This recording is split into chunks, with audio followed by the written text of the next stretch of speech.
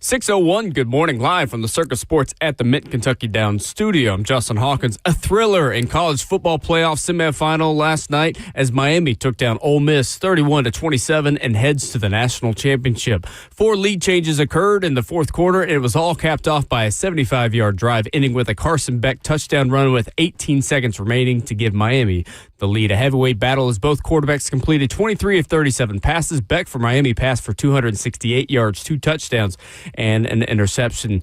Trinidad Chambliss for Ole Miss passed for 277 and a touchdown. Each team also had a 100-yard rusher on the night as Miami running back Mark Fletcher Jr. rushed for 133 yards, and Kwan Lacey for Ole Miss had 103 yards and a score. Miami now awaits the winner of tonight's Peach Bowl between Oregon and Indiana. Kickoff at 6:30 on ESPN. In Titans head coach news yesterday, you can add former Cowboys and Packers head coach Mike McCarthy officially to the candidate list. McCarthy's expected to interview with the team next Saturday. The Titans are meeting with Jason Garrett today. And the Nashville Predators are back in the win column as they beat the New York Islanders in a shootout 2-1 and get the 2 points. Philip Forsberg scored the shootout winner, and UC Saros made 30 saves in the win. For all your foundation repair, waterproofing needs, you got to go to USSTN.com. Breaking news at once on your home for the Titans and Vols. This is 104.5 The Zone.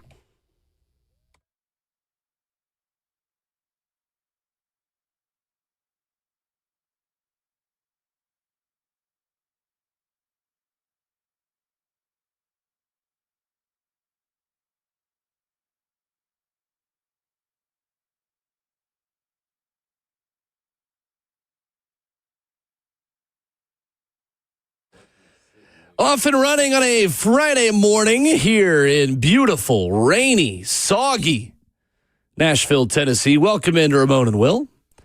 Final show of the week on a 5-day work week for the first time in a hot minute for many of us.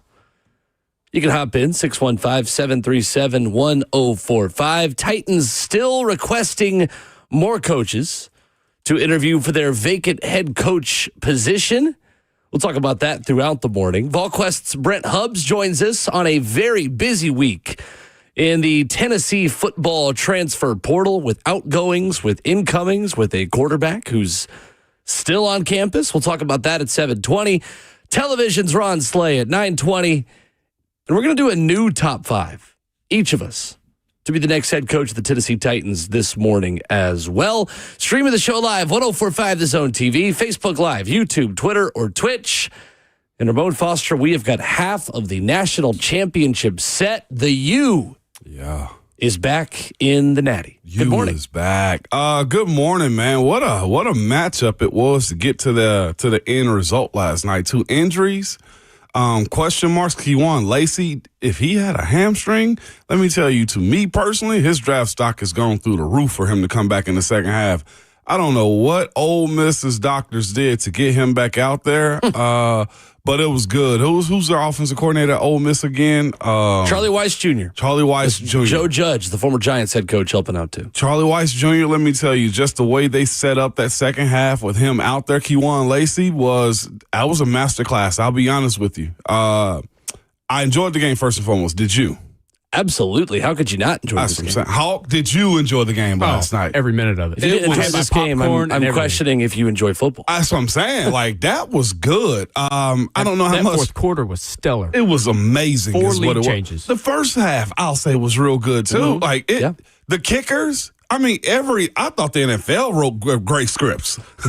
Like, Miami Ole Miss wrote a real good script, man. Mario Cristobal, man, I got a real good opinion. Well, I think a personal opinion about him I thought was super solid. What's that?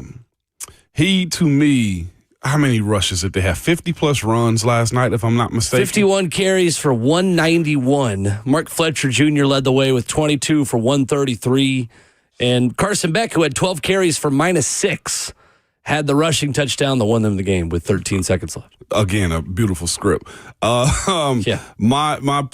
opinion on Mario Cristobal is this, because I heard Nate Washington yesterday with Lucas and Buck, man, talking about, Munchak and, the different types of head coaches that he's had. Munch is an offensive line coach. And just at the grit and grain of it all, you just want to hammer the ball on the ground and do nothing else really behind that. Like, I don't think Nate Washington was saying that, offensive line head coaches are predictable, but like they're streamlining how they want to roll, okay, as far as running the football. They have types. Certainly. And their offenses look a certain way. Yeah. That duo out of pistol over and over and over and over and over and over and over. Now you That's preach the Miami offense. But watching Miami last night, Mario Cristobal, who's a former offensive lineman himself, I said, one, he knows at this time of the year, if you got the big boys and the defense to support it, you run. And I got to give it to Fletcher, the running back. He is a heavy runner. Yeah, Mark Fletcher Jr. is on a kind of Derrick Henry playoff run right now. Do you see how he's running? He never goes backwards. He always falls forward. I don't care if it's like 1 yard, he's falling forward. He's got a little Kyle Pacheco, Manun guy with the Bears. Got a little bit of that in him. He's got a little bit of Derrick Henry in him, honestly, in the way that when he gets downhill, it's hard to keep his legs from continuing to move. That's what I'm getting. So watching that, and it wasn't just him running the football 51 times on the ground. They wore Ole Miss out. But here's what I liked about Mario Cristobal and how he, who's a non-play caller himself, is letting his offensive coordinators and play callers also get very centric about their passing game. Not just the passing game. Watching their stud freshman wide receiver, Malachi Tony. The way they're employing him in space. So here's the beautiful part about it, which got me geeked last night, too. One, they're running the football, but two, they're giving the ball to the wide receivers, but they're also putting the offensive lineman in front of them down the field. They, on the long, I think it was 36-yard screen pass touchdown for Malachi Tony. Ramon, did you see what they did with their left guard? Did they peel him back? They faked a pulling guard. Yeah. How about that? You see what I'm saying? I mean, what we used to talk about, if you've been a Titans fan for long enough, obviously, you know the days of exotic smash mouth. This was exotic smash mouth. Yes. They were doing fun things, but they were also shoving it down your throats. The problem with it is, Ramon, I didn't like the feel they had for the game on choosing when to do the weird stuff. I agree with you. On that opening drive when they go with the Tony Cat or whatever it's called, the Malachi Tony Wildcat run, the flea flicker they were throwing deep down the field. Miami as an offense is at its best when they minimize Carson Beck, the quarterback, and everything else works so well that Carson Beck could then take his shots one-on-one and pick his moments. Yep. I didn't think they picked their moments super well, which is why this game was as close as it was in the fourth quarter. I agree with you. I thought they were by far the better team in this game, but they couldn't get out of their own way in the red zone. I 100%. That's kind of how I saw it, but I admired how they were the good stuff when it was really good, and just you don't see in today's world of college, especially in the college game, 51 rushes and. Their offensive line is big. That left tackle that they got is a big mountain. And the right tackle, Francis Mauigoa, is going to be a first-round pick this year. Their interior, they reshaped that. I mean, they got a lot of what you need. The tight ends, I mean, one of them went out last night, took a bad rib shot too. But I got to give just a shout out to Mario Cristobal and how that offense looks, and you can tell defensively they feel the exact same way too. And just to be this late in the season for both sides of the ball too, because Ole Miss I thought held their own until it was too late. Miami is well conditioned. You saw the big boys on that Ole Miss defensive line. They were close to tapping, including their 6'8", 330-pound nose tackle who was everywhere in that defensive line as well. Of course. Earlier I meant Isaiah Pacheco, Kyle Manun guy is who Mark Fletcher Jr. I think kind of has shades of for me. How do we view this Ole Miss program moving forward? Because obviously the 6 assistants that are going with Lane Kiffin out of LSU are just at LSU. That includes the offensive coordinator, Charlie Weiss Jr., who's gone. They actually have ECU's old offensive coordinator, who's coming in now as the new OC with head coach Pete Golding. Trinidad Chambliss is supposed to be back. He's still waiting on official word from the NCAA, whether or not he will be granted that extra year of eligibility. But they will bring a lot back. I'm curious, though, how many players still leave, Ramon, and the way this program operates moving forward. It was always going to be weird if they did end up winning the national title, because this kind of would have felt like a Lane Kiffin title. But at the same time, he didn't get them through these final games. This would have been a Pete Golding national championship. How do you view Ole Miss football moving forward with Pete Golding as their head coach? I think it's very healthy. I think watching the way they played for him, how he continually had them out there, and they answered the call each and every play, each and every quarter, man. I personally was texting some friends of mine, and I even said it out loud in my house to my family. I was just like, why did Lane Kiffin leave? Like, if I'm not sure, with the assistants that are leaving, how Pete Golden's going to have to, how he's going to be able to replace those guys. And just the other part of it is, too, the convincing of the portal. Like, it's very competitive to get people to Oxford, Mississippi. But if this is the standard that they've created for themselves, and also the one key to me is Trinidad Chambliss, oh, my gosh. I like where they are. I think the defense retains itself, sustains itself. It's just a matter of, can the boosters and the NIL collectives keep this level of talent inside of that state, or bringing it to the SIP, as they like to say, too? I personally don't know if they'll get all the way back here to this point, but I think Ole Miss is going to be competitive for a while if this is the standard that they're going to have, too, because I think right now, too, they're dealing with a whole lot of they're ticked off a little bit, too, because of how Lane departed.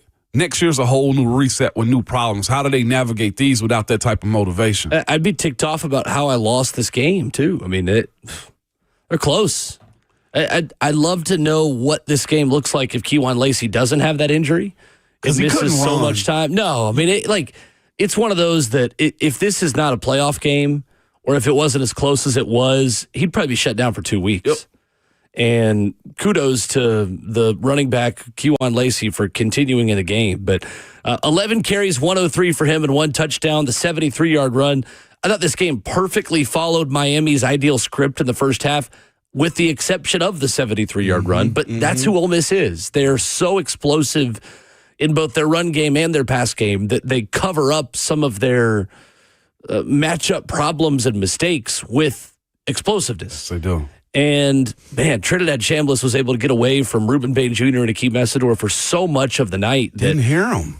They disrupted the timing enough to make things challenging, and they forced Ole Miss to have to throw it so fast and be, primary reads. We got to scheme guys open. We can't use the magical Trinidad Chambliss running around kind of part of their offense, but Kejuan Lacey's back next season for Ole Miss, which NFL people are salivating over him for 2027 as well. You say he's back? Yeah, no, he's going to be back at Ole Miss next year. What year is he? He's a sophomore. Oh, okay. All right. Kejuan Lacey re-signed with Ole Miss this week. Okay. All right. Because that's something that happens now in college football. 306 carries, 1,500 yards, 24 touchdowns for him this season. That's third most touchdowns in a season for an SEC running back. So he's back. You have Trinidad Chambliss probably coming back. A lot of the staff is gone, but yeah, what? About Trinidad Chambliss? Sure. I think the college football world needs him back. I'll be honest with you. Like, if this is the level of competition you're going to get, this is, to me, a soundboard for all of small schools that have the ability to go to a higher level, too. It's the beauty of the transfer portal. Dude, how was he at Ferris State? Measurables, I'm guessing. Like, undersized. And he started his career as the 4th string quarterback at Ferris State. Bro, dude. Yeah. I mean. Chris Fowler said last night he was 170 pounds when he started college football his freshman year at Ferris State. That's a beautiful thing for him in the position that he's in, right? And he seems like an amazing young man. Because that's hard to do in football, to totally recreate your body and level of athleticism, because in football, it's just so hard to go from not looking like a football player to looking like a legitimate Power 4 football player. It doesn't happen very often. To me, his arm talent was elite, too.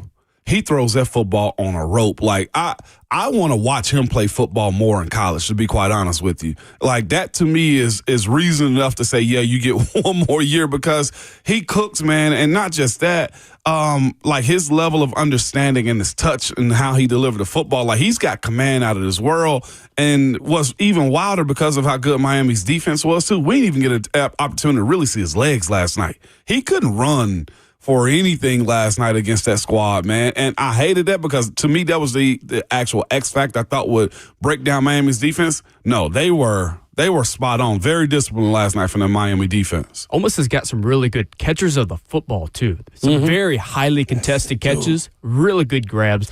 The big tight end, number 8. Well, let me find his name. Don't you tell me. For Ole Miss? Daquan Wright. Yeah. Right. That gentleman right there. And Stribling. Stribling? Deshaun Stribling. He Yeah, made he's some really good catches. wide receiver. I'm with Caden you. Lee's another guy to remember on that team, too. He's a true freshman slot receiver, 5 for 67 last night. Jeez. I'm taking Led the Daquan Wright on my team. I like him. His catch radius is good. He's a Very big body physical. guy, very physical. Crazy thing is, too, the guy from Miami who led them with 114 receiving yards, Keelan Marion. Mm-hmm. I remember this time last year. Hey, Keelan Marion's on campus in Knoxville. It's one of these, does Tennessee need one of these veteran receivers? Oh, okay, Miami's just going to pay a lot more. All right, never mind. Showed up, didn't it, last Yes, night? it did show up. He's not been Keelan Marion. a super productive player this year. I mean, he's got 740 yards, but he's been good. But it's what money buys you. It is. It's was what the go-to guy last experience gets you in a stage like that. 7 catches for 114 and a touchdown for Miami last night. Speaking of people getting age and stuff like that, I guess the average age of Indiana, real quick, just to move over, is 23 years old, and people are upset on social media. 23? That's what they're saying. The average. Who said that? I saw it. Is Maybe that what it was they're a lie. saying?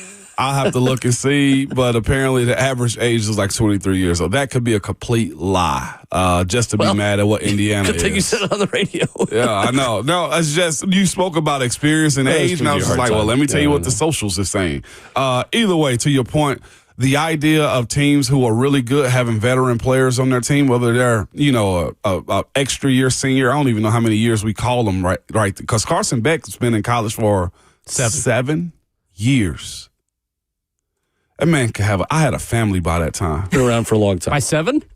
7 years in, yeah, 4, well, 5, well, yeah, 4 plus 3 in the league. I had a whole family. Yeah, that's crazy. Yeah. Yeah. Average age, according to a quick You have search, a is family anytime. 22 and a half. 22 and a half for Indiana. Indiana. That's a lot of experience, man. Carson Beck hasn't been in college for 7 years. I don't think That's what they said last night. I know. I know. Chris Fowler was wrong. Was he? Come I was on. never wrong, Will. Jeez. He's been in for 6. Yeah. So is 6, he 7. counting 2026 as a new year? Yeah, Is that what it is? He was in the high school class of 2020. So he would have redshirted in 2020, played 21, 22, 23, 24, and then this is really his only 5th year of So playing. you count that year in 2020, though. So 2020, Yeah, 6. 1. Okay. He's played 5 years and he Six. redshirted in 20, so Okay. 6 years. Is he coming back? I didn't understand. I heard that. I was like, that's not right.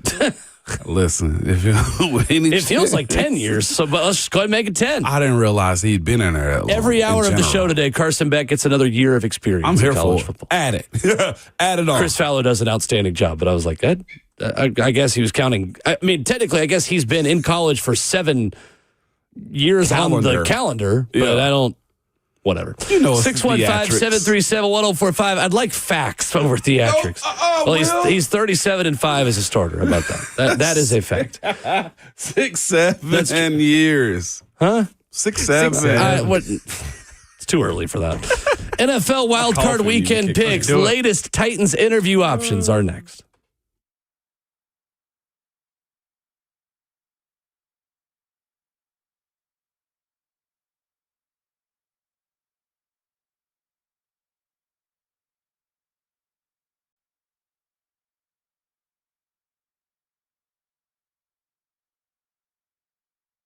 It's Ramon Foster for Hiller Plumbing, Heating, Cooling, and Electrical. Man, nobody wants to deal with a plumbing, HVAC, or the electrical emergency at all. Most of the time, you don't know what it will cost you if it'll get fixed, right? Or if somebody's just trying to sell you something you do not need. But when you call Hiller, their experts are going to solve your problems quickly.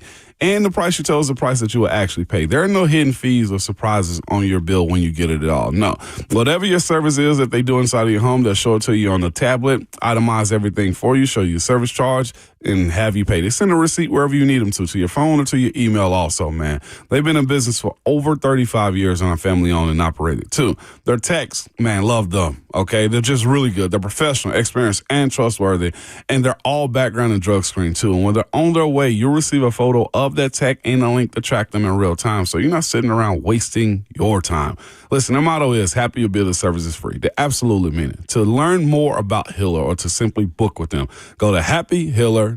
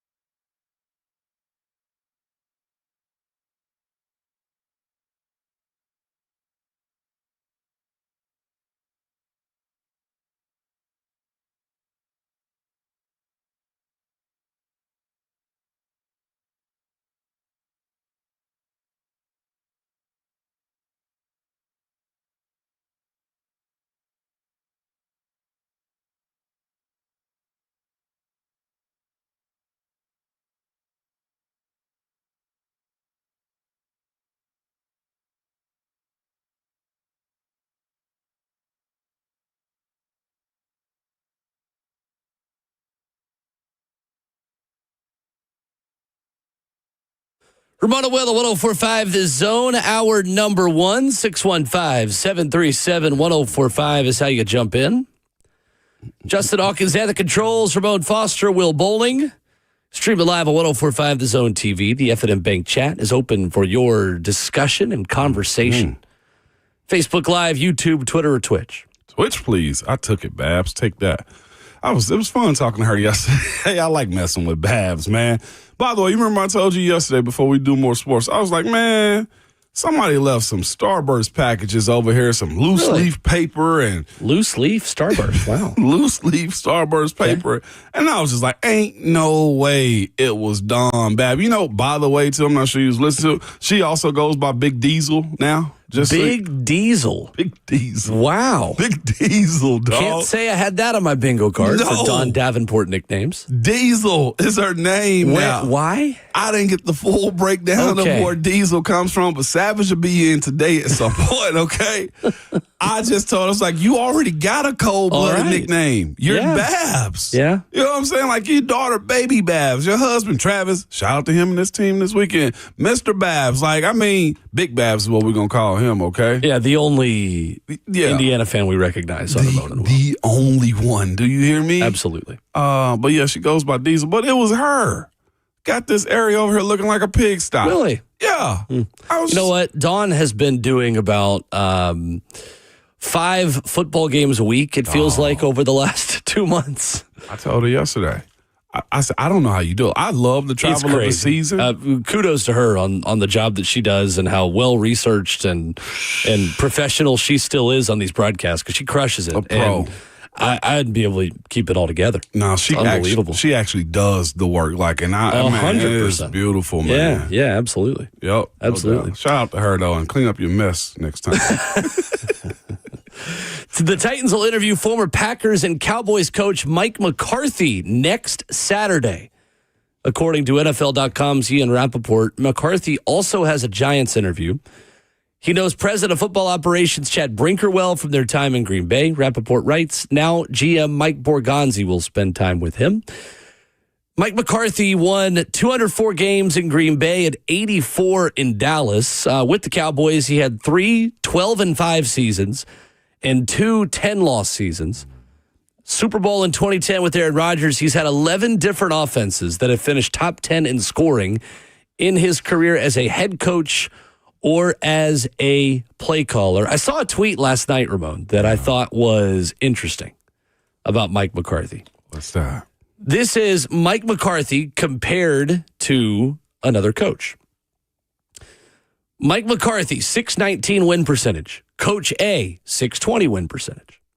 Seasons as head coach, Mike McCarthy, 17. Coach A, 16. Mike McCarthy in the playoffs has an 11-11 record. Coach A has a 12-10 record. Division titles, Mike McCarthy has won 7 divisions. Has he? Coach A has won 5. And each of these coaches has won a Super Bowl. Who do you think I'm comparing Mike McCarthy to? It sounds like Sean Payton. Would not be Sean Payton. Let's go. I get one more pick. Okay. Let's go John Harbaugh. John Harbaugh's correct. John Harbaugh's correct. Harbaugh. Now, looking at the actual stats, I saw that tweet last night. Those stats, for whatever reason, are not totally correct on John Harbaugh. Mike McCarthy has a better winning percentage than John Harbaugh. 619 versus 614. Yeah. Very comparable resumes. Why do you think Mike McCarthy doesn't get more credit, Ramon, for the success he's had in his coaching career? Because of who his quarterback was at Green Bay and the expectations of what you're supposed to do with a guy like that. Like, Andy Reid's become a GOAT because he's done so much with the young phenom Patrick Mahomes himself, like so many Super Bowls back to back. And the conversation of this guy individually, Aaron Rodgers, winning MVPs at that position, the one position that you need to win a Super Bowl, everybody tells you, and he only got one, and that was in 2010. That's the problem that he's kind of run into right there, Will, is his and everybody else's bona fide GOAT only got one Super Bowl. Yeah. That's it. So that was the tweet that was sent out from at Polymarket Blitz. Those numbers aren't all totally correct. So John Harbaugh, 614 winning percentage. Mike McCarthy with Green Bay, 618, but overall 608. So very comparable winning percentages. Both guys with one Super Bowl. Playoff wins.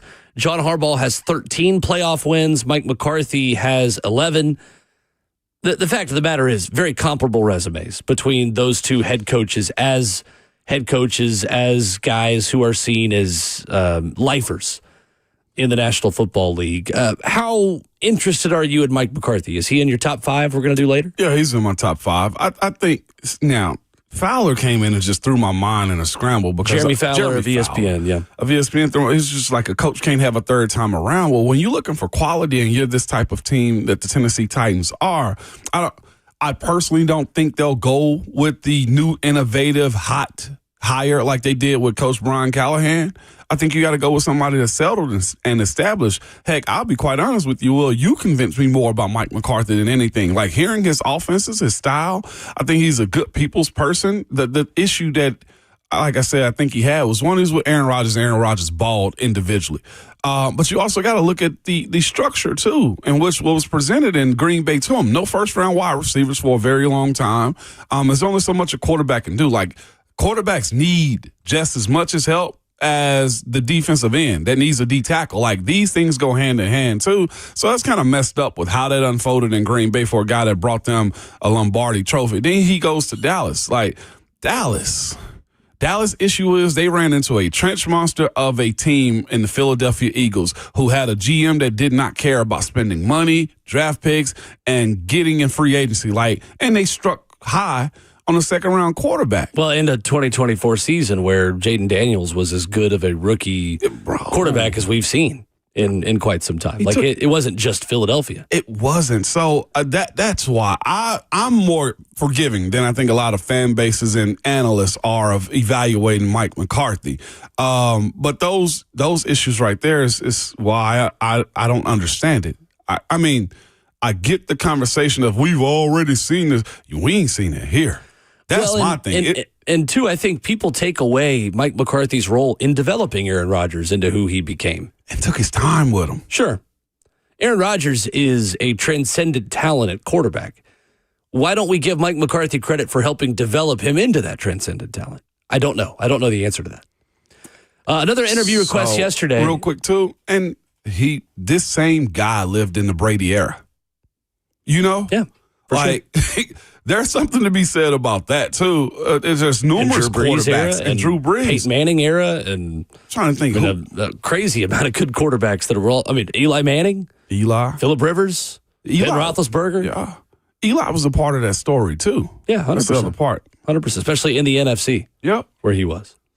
The former Commanders offensive coordinator, Cliff Kingsbury, was also requested to interview for the Titans head coach position by both the Titans and the Ravens yesterday. Former Arizona Cardinals head coach getting head coach interest, according to Ian Rappaport. Cliff Kingsbury is 46 years old. He went 28-37-1 in the regular season and 0-1 in the postseason as the head coach of the Arizona Cardinals for 4 years. At Texas Tech, he was 35-40 in 6 seasons and had talented quarterbacks like Baker Mayfield and Patrick Mahomes, yet was sub 500 as a college head coach. Is Cliff Kingsbury, Ramon, a legitimate contender to be the next head coach of the Tennessee Titans? I go no. Why not? Me personally, I still don't think he's ready to manage an entire team. I think he's still good as a coordinator, as a play caller. Like right now, he's still been pushed out of Washington for just lack of success or adjustments, whatever his issues may have been there in that team and that franchise. Like this is a new ownership that he's had, to work under in Washington. This is a new regime with a quarterback also, and I just don't know if he's ready. I personally thought Cliff Kingsbury was given too much too soon in this head coaching job world. I didn't think he was ready for the Arizona job at all. It showed. Fired quickly, and then, of course, he goes and escapes this and goes to Thailand for a while, and now he comes back as a play caller. I think he's probably 3 more years away from actually being considered seriously for a head coaching job. I personally don't think it's the right move for him yet, and especially not here in Tennessee if he's going to be a play caller, too. That's a lot to carry for him. He is my favorite offensive play calling option that I'd like to be a coordinator. A coordinator. Out of the guys who are interviewing. That I roll with. Because I don't know if Mike McDaniel is going to interview for the head coach job here. So of the guys who are interviewing that we know are on this list, Cliff Kingsbury is my top choice to be the offensive coordinator if you go defensive head coach. Yeah. I think his offense suits Cam Ward beautifully. It's from a player's perspective in my mind, if I'm in the Tennessee Titans locker room, I know nothing about that culture intimately like that. If I see Cliff Kingsbury come in, I think there's still a sliver of I can get over on him. Like and that to me is very problematic for where this team is too. It's a question he's going to have to answer in the interview process. Bro, it is. I see that from the outside looking in. He needs just a little bit more guidance, I feel like, in this, and show us what his staff will look like and can he manage all of this, because he still hadn't managed the entire team. Sure. Super Wild Card Weekend. We've got picks for you for the games tomorrow and Sunday. We'll talk more about Texans and the Steelers on Monday, as that game will wrap up the opening round of playoff football that we get. 2 games to talk about on Saturday and 3 on Sunday. Let's go in order of the way we're going to watch these. Rams at Panthers, Ramon. The Los Angeles Rams are a 10.5-point favorite in Carolina on a game that'll be played tomorrow at 3:30 p.m. on Fox, a rematch of a Week 13 win for Carolina. 21-19. Congratulations, by the way, to the 2 AFC South teams for avoiding the Saturday 3:30 Super Wild Card Weekend game for the first time in eternity, it feels like. Who do you like in this game? What do you like? What do you not like? I like the Rams in this one. I think I'm going with the savvy veteran side of this ball. Now, here's the thing, too. Carolina's defense got some players on it also. I just don't think it's enough to cover what they're going to do with Matthew Stafford. Here's the thing about it. With Kyron Williams running the football, too, you probably have the opportunity to have Devontae Adams back healthy. And then, of course, Puka Nacua. Like, you can match up with him, but what about Devontae? Like, what about Matthew Stafford's ability to create with the football in his hand, too? And not just that. Like I say, you couple that with the run game, and, they got a defense that can get after C.J. Stroud. I mean, Bryce Young. That defense going after him, and I know it's going to be toxic, and I just personally don't think Carolina got enough playmakers to keep up with what they're going to do this time around. The Rams are really good at putting you in 3rd and long, and the Carolina Panthers are not an explosive offense through the air. That's a tough combo if you're Carolina. The Rams defense forced their opponents in 113 3rd and long situations this season with 7+ yards to go. That is the 3rd most in the NFL. Bryce Young on passes between 10 to 19 yards, that intermediate to deep passing game, had the 3rd worst passer rating in the National Football League this season. The way Carolina was able to pull off this upset the first time they played was they were dynamite on 4th down. The Panthers offense converted all 3 of their 4th down attempts against the Rams in Week 13. Bryce Young on those plays completed both of his passes for 76 yards and 2 touchdowns. That's not been the Carolina offense all season. No. They are not explosive. Rico Dowdle has got to be running well, as does Chuba Hubbard. Mm-hmm. I think the Rams get revenge here. I think they are healthier up front. They're only missing Kevin Dotson at right guard. Devontae Adams is back. The Panthers, number 25 in pressure rate allowed. Mm-hmm. You got to be able to protect your quarterback or take advantage of some weaknesses on the back end if you go up against this Rams defense in front 7. I like the Rams to win and cover. It's a big number, but I just think it's not a great matchup for Carolina, and they had to do so many things perfectly that I'm not going to see them doing again that they did the first time to beat the LA Rams. And I think they get their right guard back to the Rams. Kevin Dotson will be back. Is he playing? I think he is. I don't think he's not. Let me see the practiced report. this week, but we'll see. Still remains to be seen. While you look it up, one thing that the Panthers probably can't do that they did the first time is the Rams, or Matthew Stafford, threw 2 picks in the first quarter, and so they had 3 turnovers in the whole game. They got to keep the ball, and I think other than that, I think they'll win. But better start.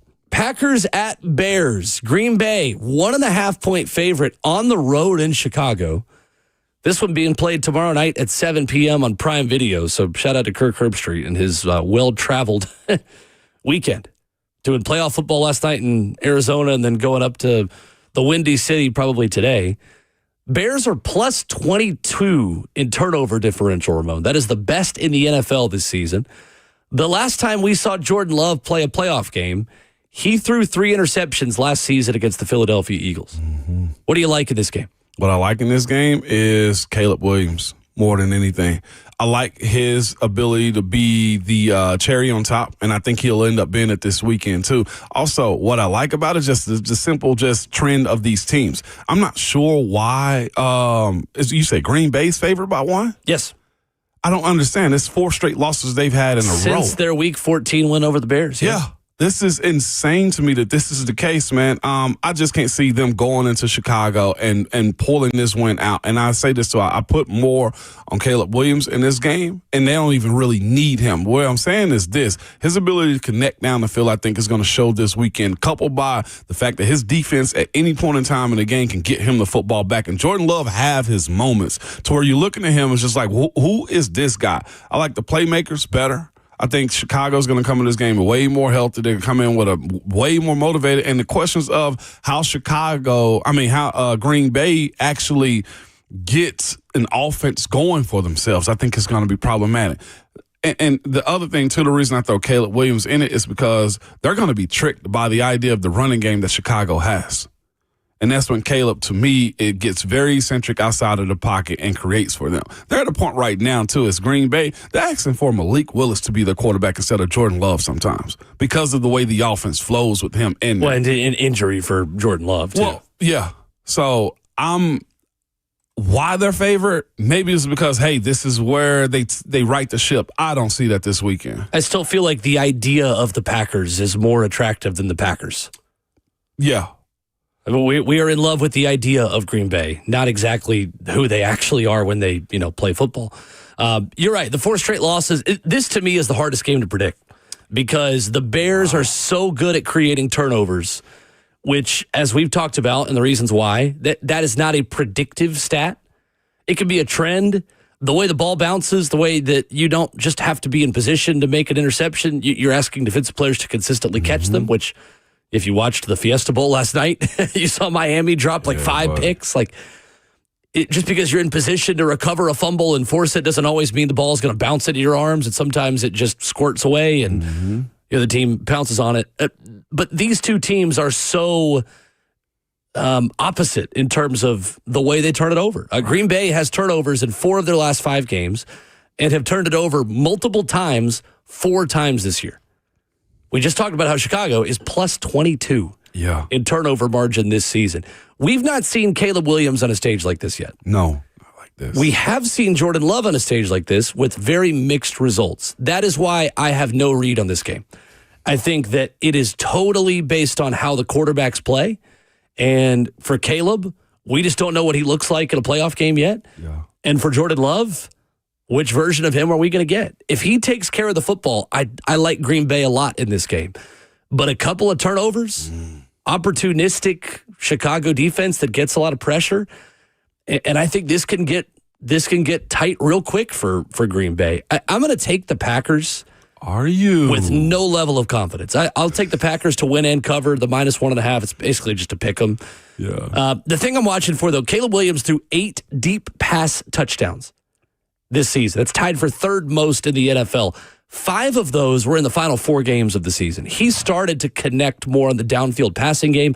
Rome Odunze's return is a really big deal for Chicago. If he can hit on a couple of those X plays deep down the field, then Chicago, I think, wins the game. But that's a big if against a still good Green Bay defense, even without Micah Parsons. No doubt. So we'll see. And that's the part, too, the without Micah Parsons part, too. I like Montez Sweat rushing off the edge, too, on that one. Like you said, Jordan Love. For Chicago. For Chicago. Jordan Love just has moments that he's not supposed to have often. Montez Sweat had 4 turnovers caused by pressure this season. That's tied for 3rd most of any individual defender in the NFL. All right, so you're going Bears, I'm going Packers. Yep. Justin? Bears, Packers. Bears. I'll break the difference. Okay. We will preview the rest of Wild Card Weekend for you coming up. 3 games on Sunday, including the Jags. Are the Jags legit? Could they knock out Josh Allen? We'll talk about that next.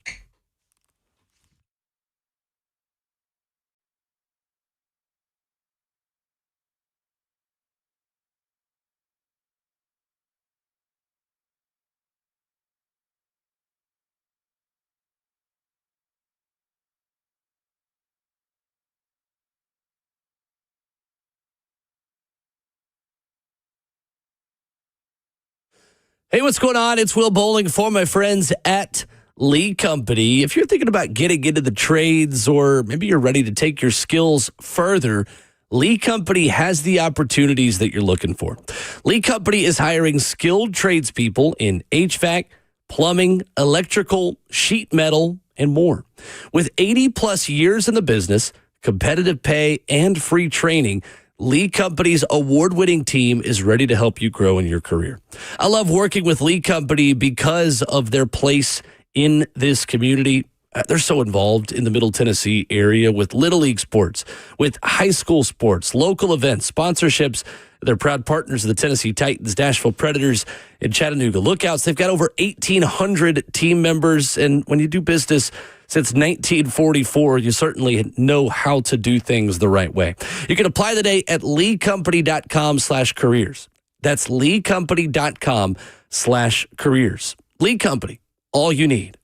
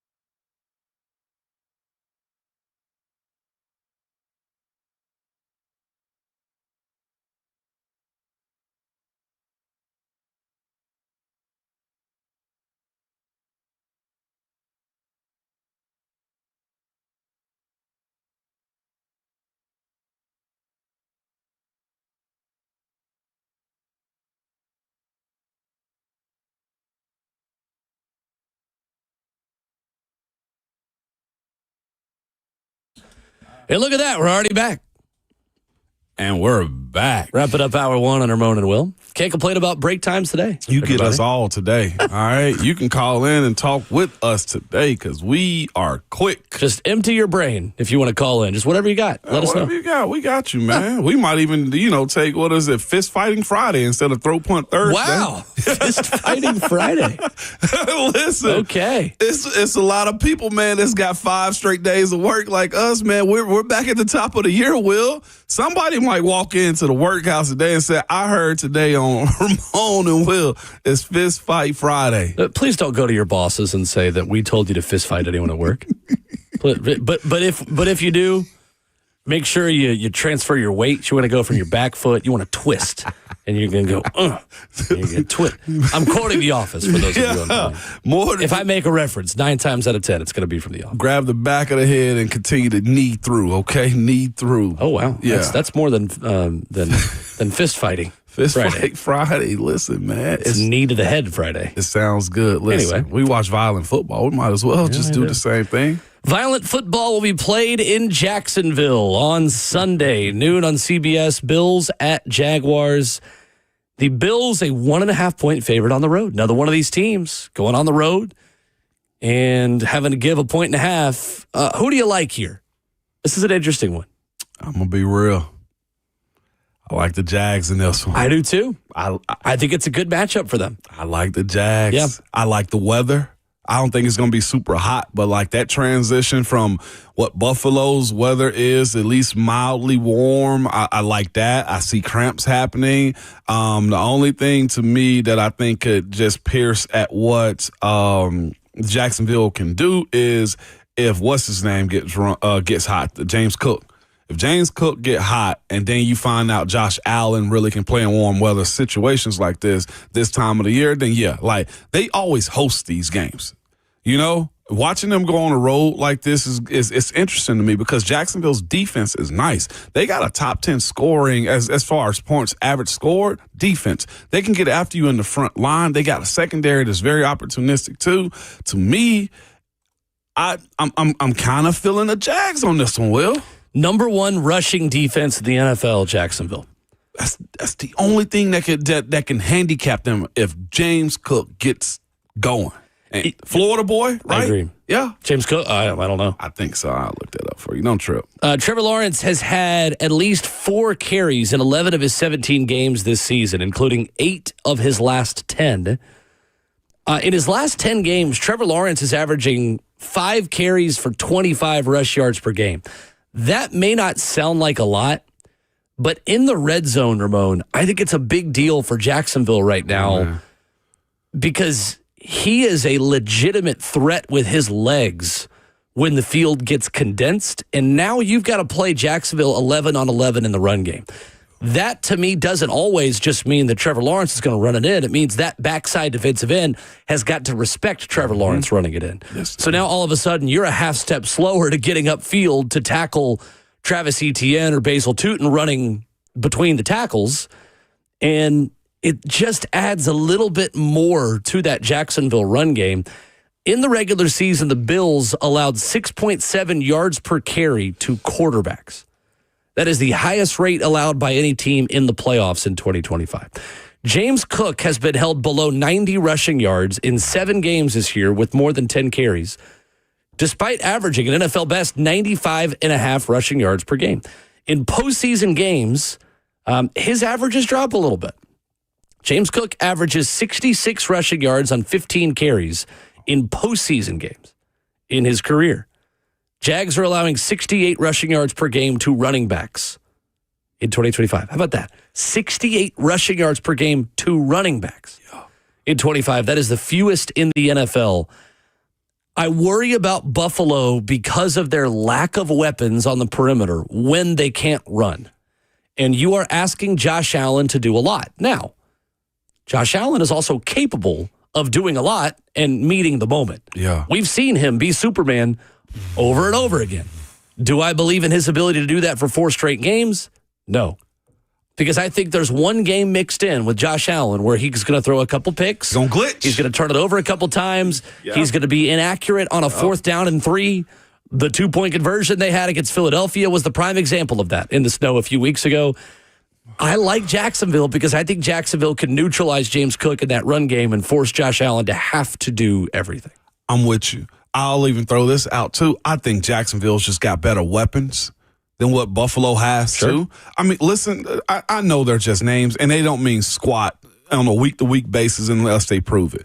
Travis Etienne's over 1,000 yards this year.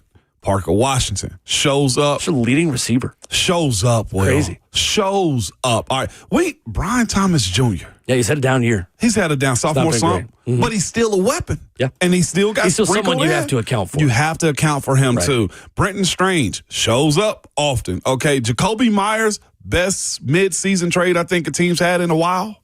Certainly this year. Most definitely this year. On top Jalen Phillips would have something to say about that, too. That's very true. Yes, that's absolutely correct on that. Basil Tootin, of course. And then you mentioned him a second ago as far as his legs go. Trevor Lawrence. Trevor Lawrence has found his guy. His guy being Liam Cohen, too. And that, to me, is where it's going to be very problematic for Sean McDermott moving forward. I don't know, and we'll have on Tyler Dunn on Monday because he's very intimate into Buffalo Bills, I guess, projections and their team. I want to see what the conversation is if they do lose this game on Sean McDermott. Like, this could be another domino that falls because he's in the same position I feel like Lamar Jackson is. What are you running for, Josh Allen? Why can't you bring him in to maximize his talents? Well, it's the side effect of Patrick Mahomes. quarterbacks. And he's not in the playoffs, obviously, this year, but when Patrick Mahomes has had the chokehold that he's had, when the Chiefs have had the chokehold they've had on the AFC, it makes fan bases a little bit more impatient with good. Because there's only one team that's really been great come playoff time. So what does that do in terms of your patience when, again, Mahomes is out, but you still can't get over the hump? That's going to be the case for somebody, maybe multiple somebodies this time around. It might be the case for Pittsburgh, might be the case for Matt LaFleur and the Packers, Sean McDermott. I mean, obviously Dan Campbell's safe in Detroit, but like that's another. There are a lot of coaches right now that are good consistently, but because the same 3 or 4 teams have always been great and have won a lot of the Super Bowls as of late, it brings up some difficult questions. And he's supposed to be like them. 49ers at Eagles, Sunday at 3:30 on Fox. Eagles are a 5.5-point favorite. I'll be honest, this probably means that the 49ers are going to win. This is the game I feel most confident about. I like the Eagles a lot. Same. In this game. I worry about the 49ers without a totally healthy Trent Williams. I know he practiced a little bit yesterday. Right.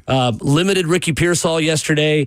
I don't think Christian McCaffrey is close to 100% with how beat down that he is. And I think when Jalen Hurts, Ramon, has time and has protection, he is still a really good quarterback. It's just the games where he's got to run around a little bit and they can't consistently run to allow him to be the other guy in the offense. And I think the San Francisco defense is so banged up.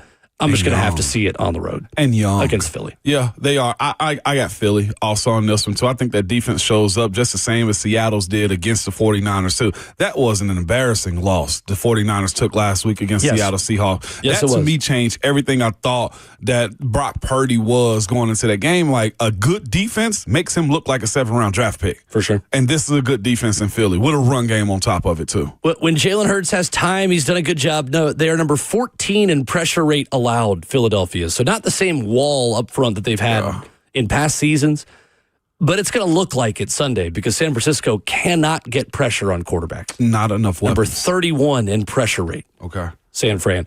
I will say, though, when San Fran has the ball, Jalen Carter and Jordan Davis against Christian McCaffrey, cinema.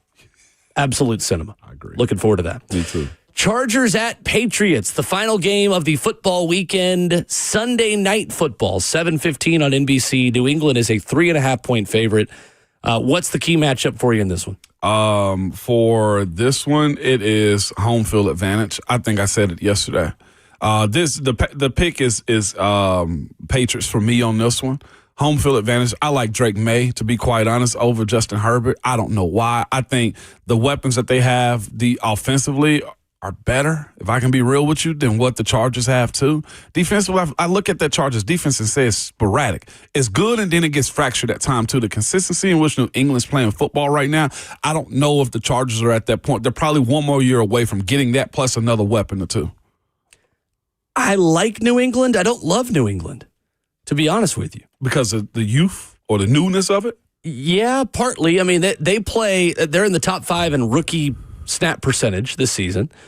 The pressure on Justin Herbert has been significant, but it hasn't really equated to losses.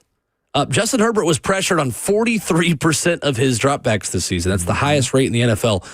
Justin Herbert is the first quarterback since Deshaun Watson in 2018 to have the highest pressure rate in the league and make the playoffs.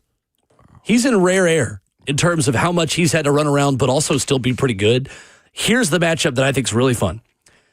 The deep passing game for New England against a secondary for LA that's really good at intercepting deep passes. They've got some ball hawks. Yeah, they do. In that secondary. The Los Angeles Chargers had 14 interceptions on downfield targets. That is the second most of any defense in the NFL. Drake May completed 61% of his passes beyond 10 yards. That's the highest rate in the NFL and the 7th highest in a single season since 2016. Drake May's 2,300 yards on downfield throws, according to Next Gen Stats, second most in the league. 19 touchdowns on deep balls. What happens on the deep balls? I think that decides the game. Is New England connecting on these deep passes, or is LA, what they've been all season, really good at keeping you from connecting on explosive pass plays? I got a guy for you. Okay. Why? Derwin James.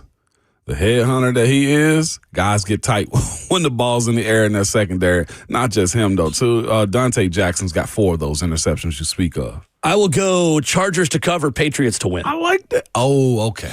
Okay. Chargers to cover, Patriots to win. You going Patriots? Yeah, I'm going Patriots. I picked them on my Thursday 3. That is Super Wild Card Weekend. Coming up, we'll get a bike in Cleveland. You can join us, 615-737-1045. Fist fight Who's Friday. the better candidate of the 2 guys who were requested yesterday, Mike McCarthy or Cliff Kingsbury for the Tennessee Titans? We'll talk about that next.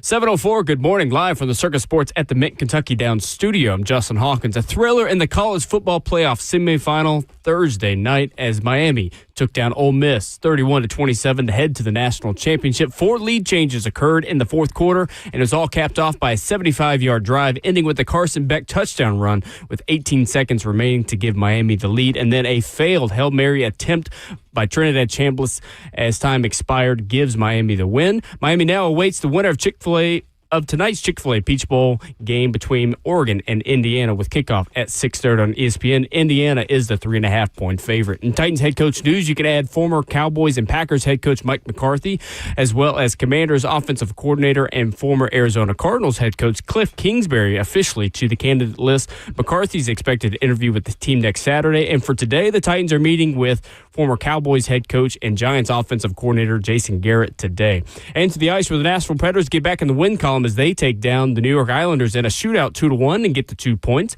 Philip Forsberg scored the shootout winner, and UC Saros made 30 saves in the win. For all your foundation repair and waterproofing needs, you got to go to USSTN.com. Breaking news at once on your home for the Titans and Vols. This is 104.5 The Zone.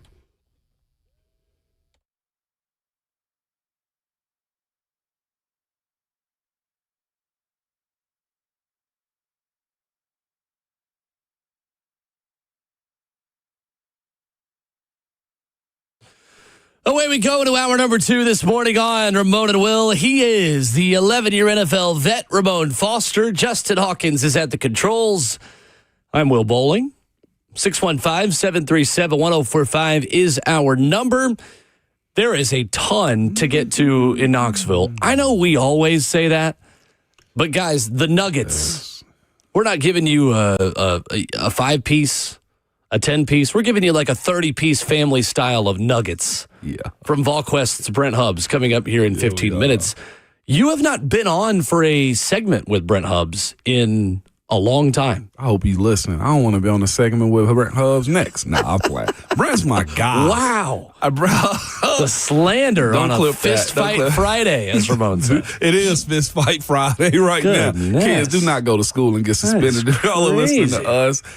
These are jokes and entertainment. But what I am saying is, depending on who the Titans hire, it might be a Fist Fight Friday one day, or we can just be cool. Either way, I'm excited to talk to Hubs. He's my guy. I've been so hesitant on texting him and saying, what intel you got? My screen time this week is going to be so much higher because I'm just consistently refreshing the On3 app. The On3 app is great, by the way. Shameless, not shameless. Hold up. There's an plug app for that. Oh, yeah. I didn't know that. Here's what you do. This is a cheat code for those of you listening, because I know a lot of people who love and give VolQuest their business, have us on either YouTube or listen to us a lot. You got to go to Brent Hubs, Austin Price, all the writers, Grant, Matt Ray, Eric Kane, all of them. You got to go to their profiles and hit follow. Mm-hmm. Then what you do is you go to message boards and forums. You go to your profile. You go to your news feed. And every time any of those guys post on the message board, you get it in your own news feed at the top. That's what I'm talking about. In the On3 app. Shannon Terry's out there listening. You've developed an outstanding app. Give the people what they want, unless his reporters are getting confused with ESPN reporters. Yeah, if you missed that on Twitter yesterday, Cordell Landers, the guy that helped ruin Nico Iamaleava's tenure at Tennessee, is reportedly helping give advice to Damon Williams, the Washington quarterback. And Cordell Landers went after Pete Thamel and thought he was Pete Nakos and tagged On3 about how he's contacting his lawyers to talk to On3. And Shannon Terry quote tweeted is like, "Hey, idiot." He used a word I'm not going to say on the air. He don't work for us. This is Pete Thamel, not Pete Nakos. Which is great. He even called him what Nico Dad called Pete Nakos. The B word. Beach. Yeah. Beach High School Nakos. Cliff Kingsbury and Mike McCarthy are the 2 newest names on the Titans head coach interview list. Mike McCarthy will meet with the Titans next Saturday, according to a report from Ian Rappaport.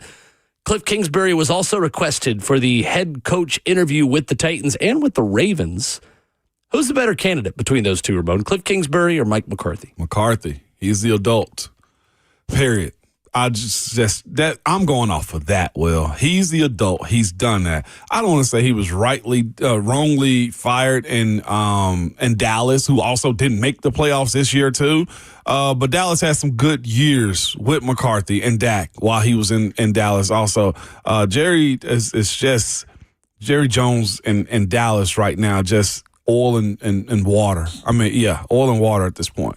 Nothing's going to work for them. I'd love to see him here, essentially, but of course, that ain't my decision if I'm picking. Is it fair to say Mike McCarthy is the better head coach option and Cliff Kingsbury is the better offensive coordinator candidate between those two? Yes, I would agree. I think Cliff Kingsbury would be really good for Cam Ward based off of the system that he runs and a lot of college-esque things, tempo, RPOs, some just option that I think could use Cam Ward's legs and athleticism to his advantage. But I think Mike McCarthy as a leader of an organization just has such a high floor. I agree. That I'm really interested in. I throw Mike McDaniel in there as coordinator too. I might put him ahead of Cliff Kingsbury. I would agree. You know, I would agree. But here's the thing, though, too, is in this crucial that Mike Bergonzi and his scouting department and coaches and draft selection people, man, get this right. They got to go find some weapons, like the right type of weapons. I'm not sure if there's a Jalen Waddle out there, but like Alec Pierce, like if legitimately franchise tagged. These things can be good, but be even better if they go get good weapons, great weapons. I'm skeptical Alec Pierce will be available, and I hope I'm wrong because I think he's exactly what Cam Ward needs. A guy that doesn't drop the football and who consistently makes contested catches deep down the field. If you want to unlock the explosive pass game in Nashville, you do that by giving Cam Ward Alec Pierce. The question that I would have, too, is can Mike Bergonzi hire somebody that wants to be here for 4 years minimum, too, even through success? That's the question I have. And that's where, to me, I would almost look at Mike McDaniel as somebody that I would say has to stay put, success or not. I don't know if Cliff Kingsbury has to stay put. You meaning like you'd be worried about them getting head coach jobs? Really good head coach success? Yes. I mean, it's just hard to know without knowing how much they would hypothetically succeed. Like if the Titans are AFC South winning team under Cliff Kingsbury or Mike McDaniel as offensive coordinator, like those guys are going to get head coach jobs, in my opinion. I just look at the reputation of Mike McDaniel right now and say, I don't know if he get one that fast. And to that point, I don't know that that's totally fair because, yes, they started 2-7. They finished 7-10. That's fair, too. Won 5 of their last 8. I mean, I think he deserves a little bit more credit than what he's given for keeping that locker room together. No doubt. My only point is, I guess, strategically hiring somebody that's going to be here that keep Cam. You don't want them changing offenses and voices again. That's my only point. Just like he did through his final years in college, right? Yeah. And this season. Yeah. Fair. Let's go to Mike in Cleveland. What's up, Mike? Yo. There you go. There it is. You may proceed now. Thank you. Yeah, okay. Yo, real quick before I get to what I called for, I heard something interesting on the sports talk up here. They think if the Bills don't make it at least to the AFC Championship, McDermott could be on the hot seat. I thought that was an interesting take, but that's creeping around a good bit right there. It is. Yeah. I mean, I get the point of view, especially we see what's going on this year. But what I call for, in the spirit of fist, what'd you say? Fist Fight Friday. Yep. Y'all gonna want to put a fist to my face, but I'm gonna put one back. Okay. Oh, okay. So in my group chat, me and Ben, we had a discussion because somebody brought up John Harbaugh coming to Nashville, and the infamous thing was said, who doesn't want to live in the greatest city of Nashville? And so I'm saying to them, that gleam of living in Nashville is kind of dying out, y'all. I know y'all love it. So it's a great tourist city. It's a great, time for the weekend, especially if you are a bridesmaid. But as far as living in Nashville, it's too high. It's a great investment if you got money like that. But as far as living there, no public transit, so the traffic is like L.A. in Nashville. You know what I'm saying? Every weekend, even if you're spending money on gas, you got to spend money on the Uber so you can get to the place that you want to go and still get home. You feel me? I'm just saying that narrative of who don't want to live in Nashville is kind of dying out. Now, we love to visit Nashville, but you got to quit putting that on. That's not, that's not the sell right there. Yeah, that's not the sale. Yeah, exactly. So, that's my, fifth, what do you call it? Fist Fight Friday. Yeah, put a name on it. Who was it again in the group chat? Call him out. Bam. Mister, I want a big name. Bring somebody who gon' put us in national coverage. I want this. He want a wide receiver every year, no matter if our wide receiver got 1,000 yards. It don't matter who it is. Bam constantly. Just a sucker for a pretty face is what you telling me. Is all he is, huh, Mike? Thank you, Mike. We appreciate the call. Golly, Take me outside. How about that? Yeah. Come on, take that, Bam. How I feel this morning. It's a great city to live. There's a point to be made. If you don't want traffic here, where you go into New York, be the head coach of the Giants. You go to New York. I don't know if traffic amount is impacting where head coaches want to be. They'll just get driven places. I don't know. Take that, Bam. I did not have on my bingo card lack of public transit in Nashville being brought up as a negative against the Titans head coach position. It counts as a point there. No, that's not a point. We'll break this down too when we go through our top five. We will? On the hotness of this job. All I know is somebody got a sore cheek and eye this morning. Ramon and I are going to give our new Titans head coach top 5 lists because there's no rule against it. So why wouldn't we make a new list? That's all right. Coming up, VolQuest's Brent Hubs joins us. A must listen if you are a Vols fan on what the heck's going on in the transfer portal. These things change hour to hour. Guys will be on visits, then they'll extend their visits, or they'll cancel their visits, or they'll commit, or commit somewhere else. It's mayhem, and Brent Hubs will parse through it all with us coming up next.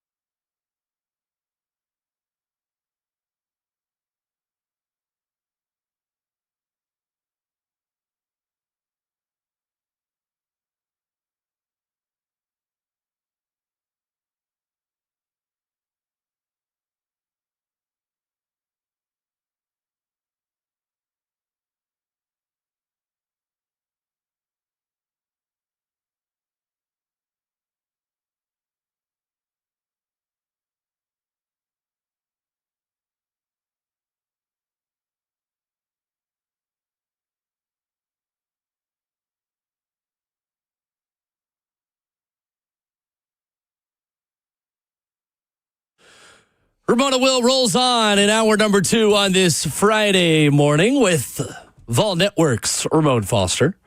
I'm Will Bowling. Ramon, our next guest joins us every Friday at 7:20. I want to introduce you. This is Brent Hubs of Vol Quested on 3, also on the Vol Network. We've had some great conversations over these last few weeks. Brent, this is Ramon. Ramon, this is Brent. Brent, good morning. How are you? I'm doing well. Mr. Foster, it's a pleasure to meet you. I thought you had spent the last month checking the box no that you did not want to speak with me. Hey, listen, Hubs. I've been controlling myself. Hey, Brent, I'm sorry, I can't call you Hubs. We got to become closer again.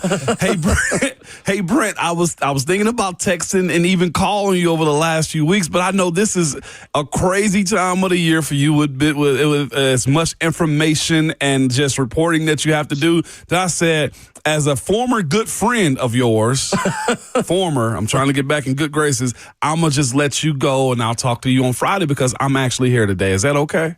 Well, first of all, we're all stunned that you've actually allegedly worked a 5-day week.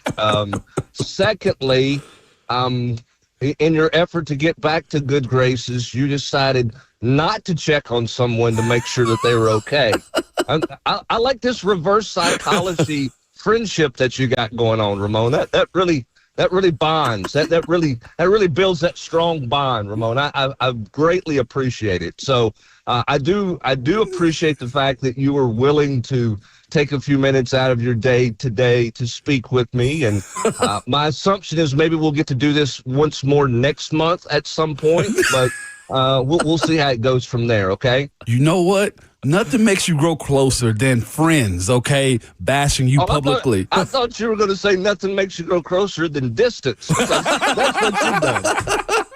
I was thinking friends that embarrass you on your own radio show. Either way, Brent. I'm going to go to Hubs at some point. Either way, Brent.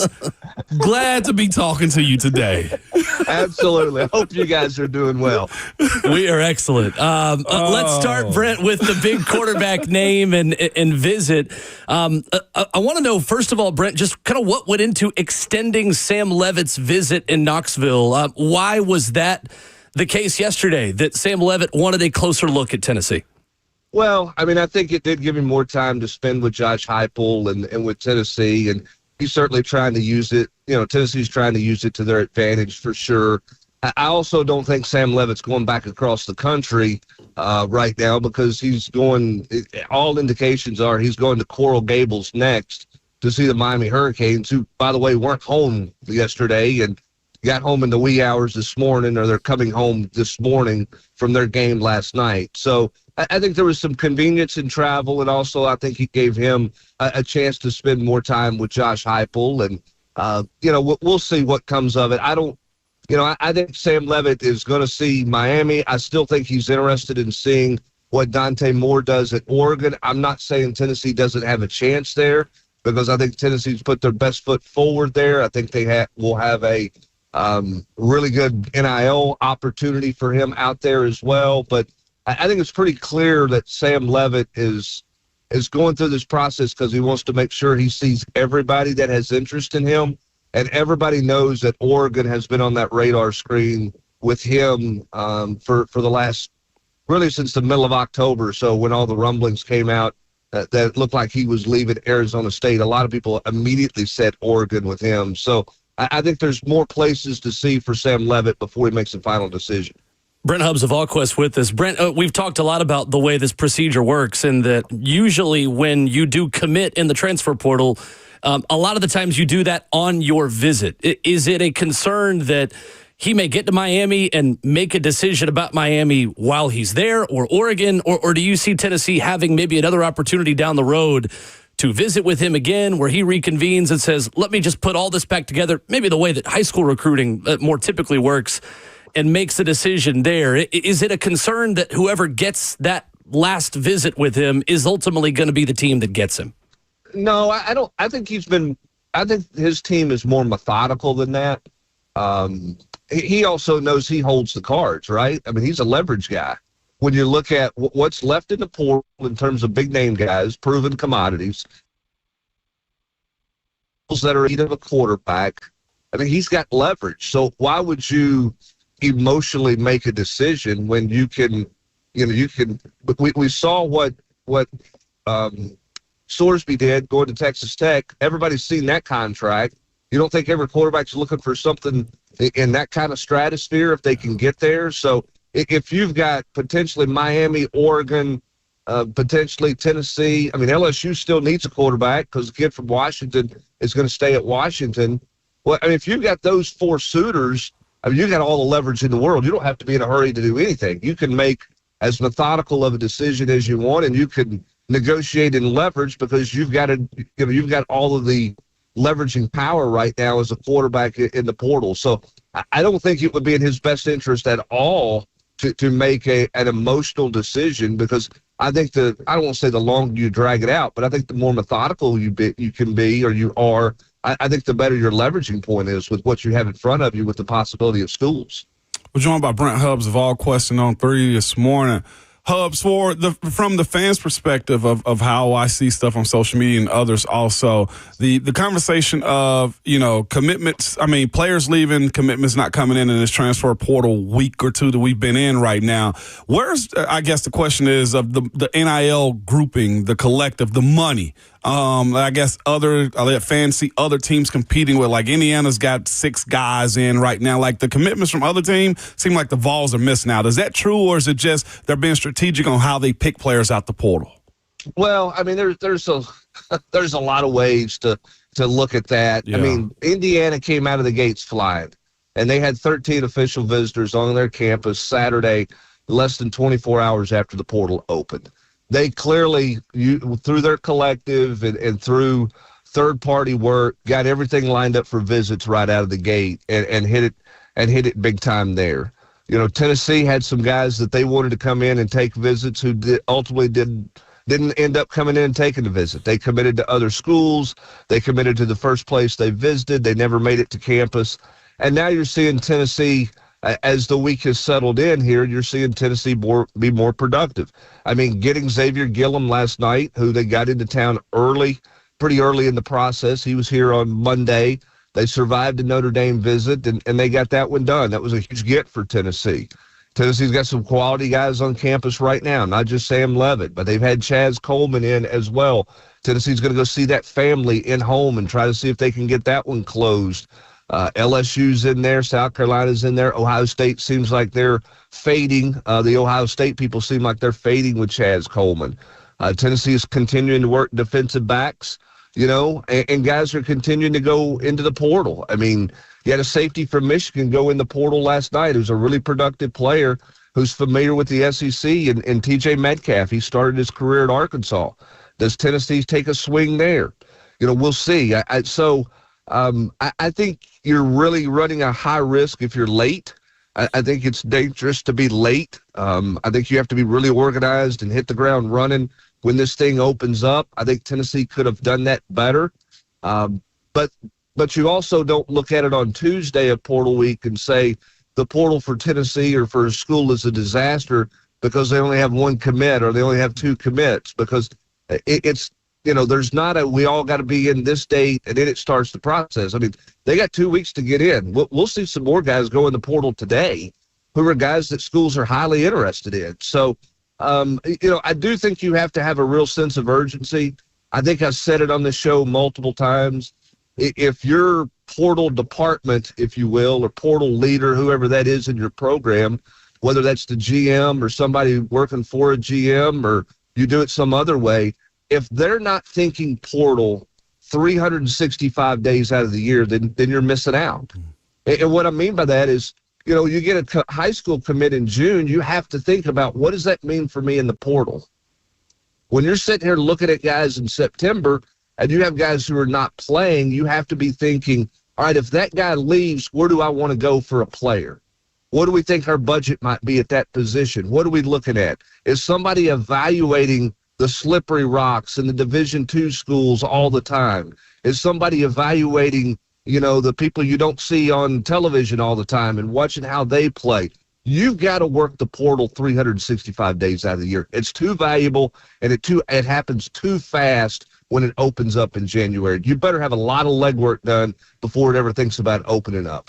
I was on the commitment front of a couple of guys, man. Xavier Gilliam, one of those guys, and also the big offensive tackle, Ori Williams, I think is how you say his first name, too. As far as the trenches go, man, those two guys right there, what do they bring to Tennessee? Well, I mean, Gilliam comes in knowing the defense, and, you know, he's got the size, he's played, but he understands Jim Knowles' defense, and I think that's important. You know, I think if you're Tennessee, you would like to have a former Jim Knowles player at every level of the defense if you can get that. And I think there's a chance Tennessee can get that done depending on what happens with Chaz Coleman. I think Tennessee's in great shape with the Penn State linebacker who comes to town later today. They've got the Blair kid at safety who's coming in later today as well, who's a Penn State guy. And so if you got Chaz Coleman, that could be four Penn State defenders, at least one at each level, and that probably helps you transition a little bit defensively. But, you know, I think Gilliam's a guy who can play. You didn't just take him because he was at Penn State. You beat out Indiana for him, and you beat out Notre Dame for him, which is two nice wins. He could have visited other places, but those were his three final schools. I think Tennessee did a good job with him. And I think when you look at where this program is on defense, what do they need? They need at least two defensive tackles, so they've gotten one. They need two defensive ends. They're still looking for one there. They need a linebacker, and they need 4 to 5 defensive backs. They've gotten 2 defensive backs right now. They need 2 to 3 more to close out this portal cycle, and we'll see what that looks like. But getting Gilliam was a big get for Tennessee for sure last night. So the sky isn't falling, is what you're telling me.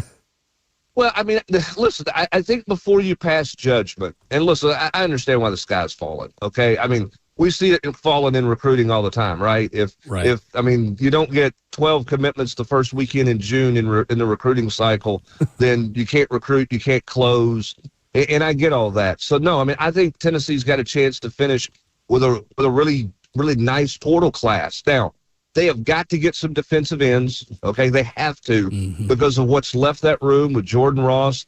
Apparently going to go to LSU, it looks like. Caleb Herring's no longer there. I understand that Jim Knowles is going to play with bigger defensive ends. They got to have more bodies at that position. So that is paramount.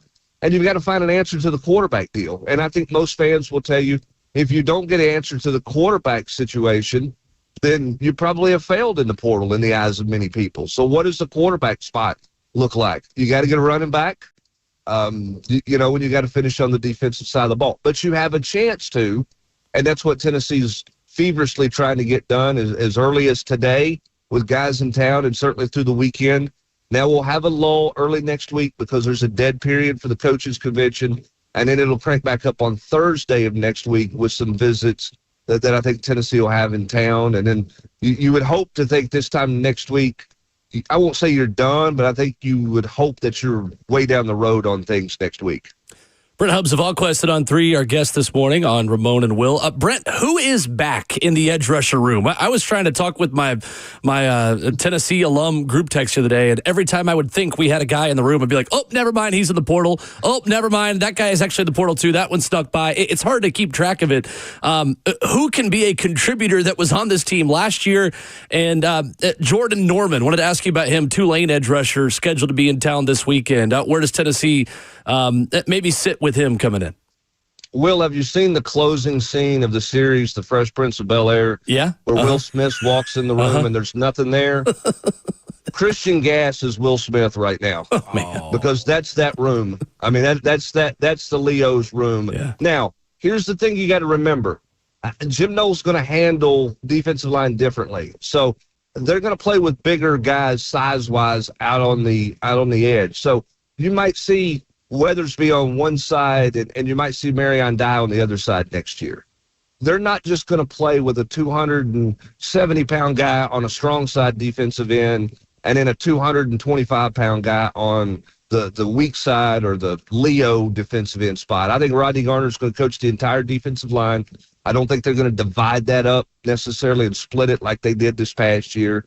They'll play with that group different. But in terms of a true rush in, right now in this program, because the midterm enrollees aren't here, things like that. I mean, it's Christian gas. Now, he'll have some friends come to town with him when school starts back on the 20th, but right now there's only one person in that room. When you look at, Joshua Joseph has graduated. He's off to the NFL. Jordan Ross is off on visits. It looks like LSU. And Caleb Herring is looking at, various schools that he's visiting, including potentially Miami. So I just, it's an empty room right now. It's really, really, really thin. That's why they've got to have some success at that end position. They really need two bodies there. And I think it starts with Chaz Coleman. You probably got a better shot at that. Well, I know you have a better shot at that than I thought you did. Being from Warren, Ohio, I thought he was a lock for Ohio State. It does not appear to be the case right now with him. Brent, is there any update on Joey Aguilar's case for another year of eligibility? I know asking anyone to predict what courts are going to do is tougher than forecasting the weather in 6 months. But any buzz around his case for another year of eligibility? Because it doesn't seem like, Brent, that other than Sam Leavitt, Tennessee's got interest in any other quarterback right now. Yeah, and, there was some thought and some belief that maybe a ruling was going to come down earlier this week. It hasn't. There is no timeline. Nobody's put on the docket, hey, we're going to make a ruling on this date.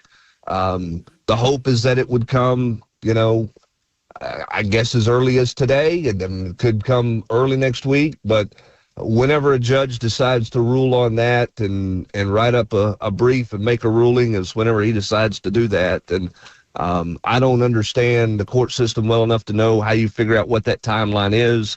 But right now, there was hope that it was this week. It hasn't happened, and I don't know that we'll see it. I don't know if we'll see it next week. I don't know when we'll see it. And if you're Tennessee, that's tough because you can't just bank. The same with Ole Miss. I mean, Ole Miss is hoping Trinidad Chambliss wins an appeal. He's been denied the appeal 3 times now. They're still hoping he wins it, but if he doesn't win it, what do they do at quarterback? I mean, all of a sudden they would become heavy in the quarterback market as they roll out of their season after losing last night. So that's what I'm saying with Sam Leavitt. Sam Leavitt's in a position of leverage, maybe better than any quarterback has been in this cycle, because there's some named teams out there with high-profile offenses that are looking for quarterbacks, and he's the one out there. Everybody else is kind of off the docket right now. So we'll see how that shakes out. We'll see what the court does whenever they rule.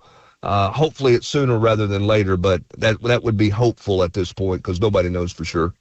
Hubs, I didn't get an opportunity to speak with you on air after the Illinois game. Yeah, no surprise, Ramon. But go ahead. That's the response I was looking for right there.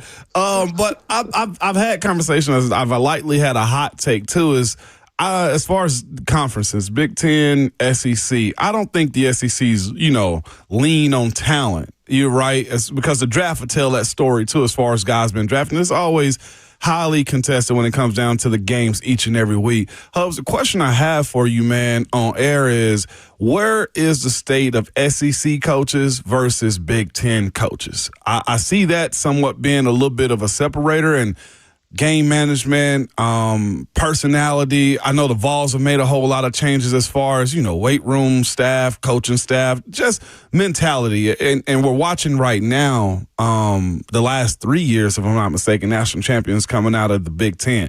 Where is that, Hubs, more than anything? Coaches versus coaches between the Big Ten and the SEC, in your personal opinion or your professional opinion? Well, I mean, I don't know that you just put it coaches versus coaches, because there's a lot of there's a lot of things involved in there. I mean, one, who's playing in the bowl game, who's not playing in a bowl game, who wants to be there, who doesn't want to be there. Here's what I would say is my hot take. My hot take is, for years, the SEC just took care of business against the Big Ten because they just outran them. They were just faster. They were more athletic, and the Big Ten was the slow, plodding type deal. And so you get into bowl games or you get into those matchups, and everybody talked about how the SEC speed just took over. I think the Big Ten has closed that gap and then some when it comes to the speed comparison. But I think when you look at the Big Ten, the physicality in the Big Ten has remained, and I'm not sure that the physicality is where it needs to be in the SEC right now. And I think that's why you're seeing in part why you're seeing a strength and conditioning change at Tennessee. I think Kirby Smart's been physical there, and certainly Ole Miss ended up holding their own last night. But I mean, for the first half of that football game, it didn't look like Ole Miss was there. And I know Miami's an ACC school, but that's a very physical team. Indiana's a very physical team. They certainly shoved Alabama around. I think that's the thing that stands out to me is that it's no longer the SEC speed is so great over the Big Ten that it's such an advantage in those matchups. I think that field is leveled, but I think from a physicality standpoint, down in the trenches and those types of things, I think right now it feels like the Big Ten is a more physical brand of football for the most part than the SEC. Now, that's a hot take blanket statement that's probably not fair to say. There'll be a lot of SEC people disagree with that, I'm sure. But that's where the differences feel like to me. The advantage the SEC once had is not nearly as great, and I think the physicality play of the Big Ten is an advantage for them right now. He is Brent Hubs of VolQuest and On 3, joining us Fridays at 7:20. I said earlier in the show, Brent, my screen time is way up for the amount of times I've spent on the General's Quarters and in my news feed on the On 3 app, following you guys. Crushing the coverage as always, with just so much to cover up there in the transfer portal. Thank you for the time, and we'll do it again next week. Thanks, Hubs. I appreciate it, guys. Y'all have a great weekend, okay? Yes, sir. Brent Hubs with us here this morning, presented by our friends at Ascend Federal Credit Union, your financial partner for every stage of life. Sam Leavitt in no hurry, clearly to make a decision. The longer he goes on, Sorsby is, of course, being out to a Texas Tech, like that number, I'll be quite honest with you, that number that Tennessee presents needs to be, I'm talking about legit. Let's talk about that more coming up, because I'm curious your thoughts on Tennessee's ability or willingness to be in the middle of a bidding war. I think there's a misconception out there about Tennessee in the transfer portal. I want to dive into with you next. 615-737-1045 as we wrap up hour 2, coming up next.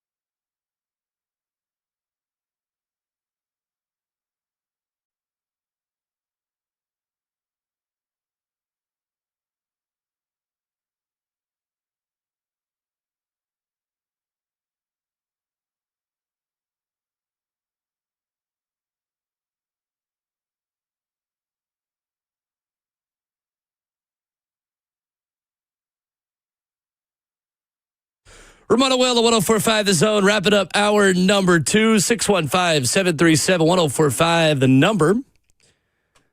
We just heard from Brent Hubs of AllQuest about the latest on Tennessee's pursuit of Arizona State quarterback Sam Leavitt, who, Ramon, is the number one player in the transfer portal according to On3. Not just quarterback, not just, edge. Yeah, not just offense. Wide receiver. The top player in the portal. Yeah.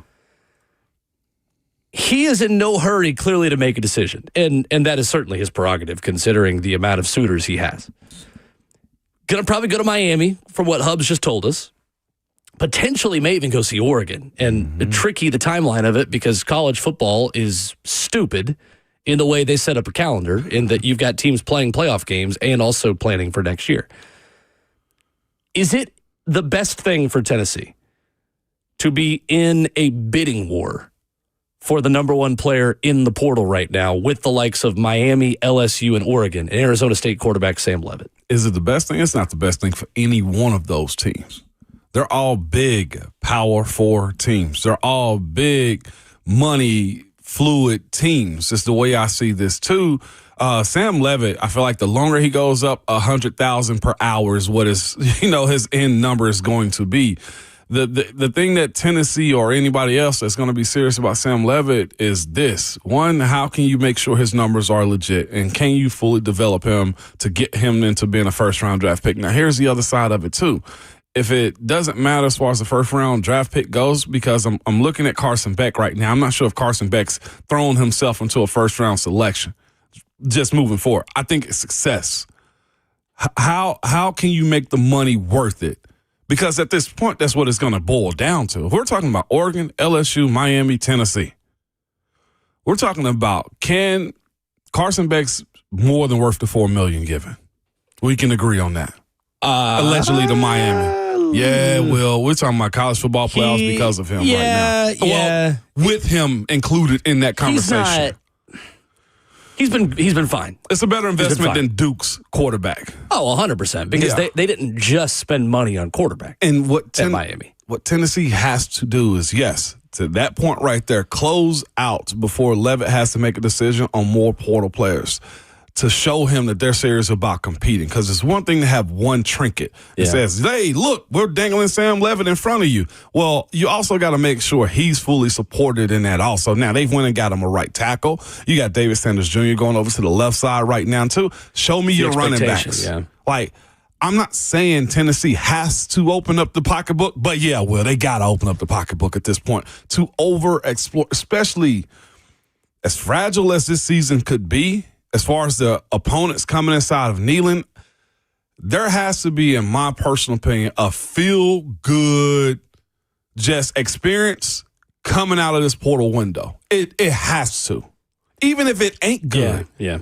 That's just me looking at it like you can't claim to be serious about the game if you're not going to spend this same serious amount of money that Miami. You got to win some of these. And Lane is spending. I mean, because right they have now, the money. Yes. Tennessee has the money. And that's the thing I think is the misconception about this. And I've talked to friends about this, and I've got a group text of best friends who all went to Tennessee who are like, well, we don't need to be spending that money on quarterback. Just go spend it on defense. ¿Por qué no los dos? Why not both? And that's the thing, actually. And since the conversation we had with Brent, and I had with Brent personally on the show last week that you were out for, I kind of asked him that of like, does Tennessee need to be bidding for a quarterback? Like, are they going? Here's my question. Does Tennessee need to get a quick answer on quarterback in order to know if they can use that money on defense? And Brent said, well, they got plenty of money. No. This is not something where like they got to know on QB and then, let's redistribute those funds. Here's the thing. Tennessee's got money. Yeah. When everyone has money, what's the consistent talking point and conversation we've had with Brent Hubs and Austin Price? It goes back to relationships. That's true, too. Recruiting, I think, is more old school than what people realize in today's day and age, because now the playing field is level enough to where can you convince someone to believe in your vision for them in your football program?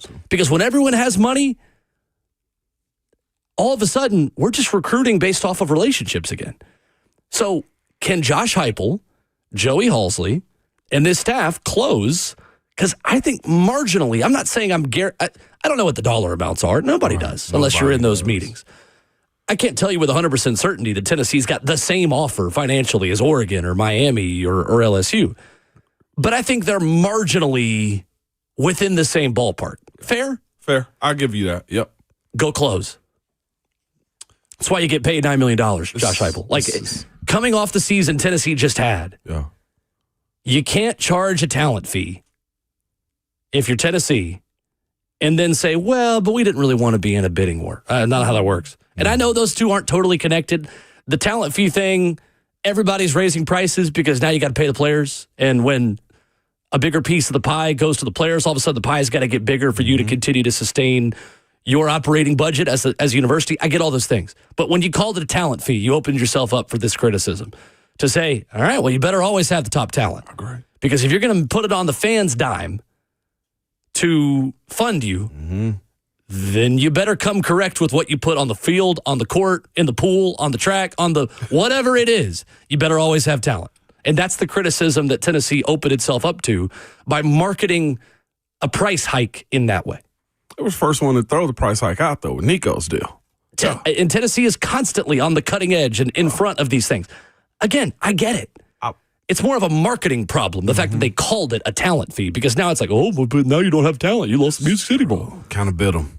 It did. Yeah, kind of bit them. To your point about relationships, the interior defensive lineman, Francis Brewer, I think is his name, from Pitt. Yes. You speak about relationships. That was one of his biggest points in the article that I read this past week on his visit. He spoke highly about the relationship with Coach Gardner and how much he loved it. And he's got a coach who's now at Notre Dame, who had coached him before at Pitt. He does. It's part of the relationship, too. And that's a split right now between Notre Dame and Tennessee. I'd love to see him get that because here's, having been in Pittsburgh, those Pitt D linemen, man, I don't know what they're putting in the water inside that building across the way, but they get after it. So I'm fascinated to see, yes, I'm with Hubs. The closing out going into this next week of portal premier players has to show its head. I'm not sure how Sam Leavitt's situation is going to go. Now, and the frustrating part about the Sam Leavitt or almost any premier player coming into your franchise, and that's pretty much what we got to call them now at this point. Their franchises, for sure. Is this. How much are you going to get out of him in that 1 year? Like, if Tennessee does, or it becomes a bidding war, or Sorsby got $4-5 million to go to Texas Tech, whatever. Like, you're telling me Tennessee is going to pay if Sam Leavitt number goes up higher, because that's what markets do in free agency. Let's say $6 million, yeah. Is that a 1 year $6? Or are you getting him for his redshirt junior year and one more year too? And I don't think that's going to be the case. Or a 2 year deal. It's 1 year deal. It seems to be the case to me. I mean, you're talking about if Sam Leavitt goes to Tennessee, he's probably making more money than Shedeur Sanders is on his rookie contract with the Cleveland Browns. Made more than me in my entire first rookie year deal. You know what I'm saying? Like, for 1 year. That's the world we live in. And but see, there's so many different factors that go into that too. 100%. It is, what if an injury happens? I mean, we're looking at right now Oklahoma's quarterback that had the John Mateer. Well, and the way Troy Aikman has said about the quarterback he helped fund to UCLA, Dante Moore. He didn't say it, but it was Dante Moore, so it was. Who's at Oregon now, saying like, yeah, I cut a check and didn't even get so much of a thank you, and then the guy left. If you have somebody who cuts a check for Sam Leavitt, and then let's play the hypothetical game, it doesn't work. Mm-hmm. Is that person going to write another check? Nope. Maybe. I don't know. I personally wouldn't. There's a booster that came out this week that said, golly, I saw it multiple times. I forget which school it was.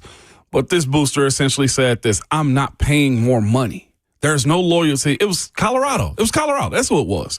The Buffs. It's happening everywhere. It is. It's not just Colorado. It's everywhere. That's why I told you, like, about this NIL stuff. Like, you got to be strategic, to your point, about the relationships that you're building and how you're going to close these deals.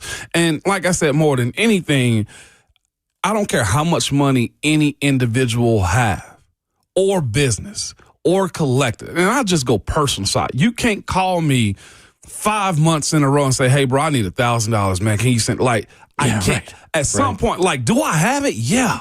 But at some point, I'm going to just look at the phone like, there you go again. If I give you a down payment to help buy a new car and you keep wrecking the car, I'm not going to give you any more down payments. Or you're month to month. Yeah. Exactly. Where's the $1,000 I gave you When last you miss month? your rent payment, your landlord starts coming around on the 1st of every month, not the 5th of every month. You know it's coming up. Right. So, again, there's that added pressure of, like, if you're going to go spend that money, it better work. I need to see the return. And again, that's why head coaches make the money that they That's do. why this process is so much more trickier than it ever has been before, because we're talking about undeveloped players, if we can be real about you, that we're paying professional prices. Sure. 100%. I mean, look at Mekhi Hughes, the Tulane running back that's at Oregon. Did nothing for Oregon this year. Jaden Ott, the running back at Cal, who was seen as like the missing piece for Oklahoma this year, to go with John Mateer, did nothing. The wide all receiver season. from USC that got paid $650,000, he had one catch for 25 yards. Yeah, And he hopped in the portal again. These stories are happening everywhere. I think he's at Virginia Tech now. I'm sure. It does sound like Tennessee is in the mix for Chaz Coleman, the terrific edge rusher out of Penn State. I think that was a positive update from Brent on that front. Sounds like they may try to check in on Damon Wilson, the edge rusher out of Missouri, who was a draft possibility as well. He's the number 5 player in the portal. Tennessee's just got to get warm bodies at edge rusher. Brent said pretty much bar for bar what we said the other day. Like, I know they want to get bigger. They just need heartbeats. In their edge rusher room right now. They need to fill out a uniform. Yeah, go be greedy. Yeah.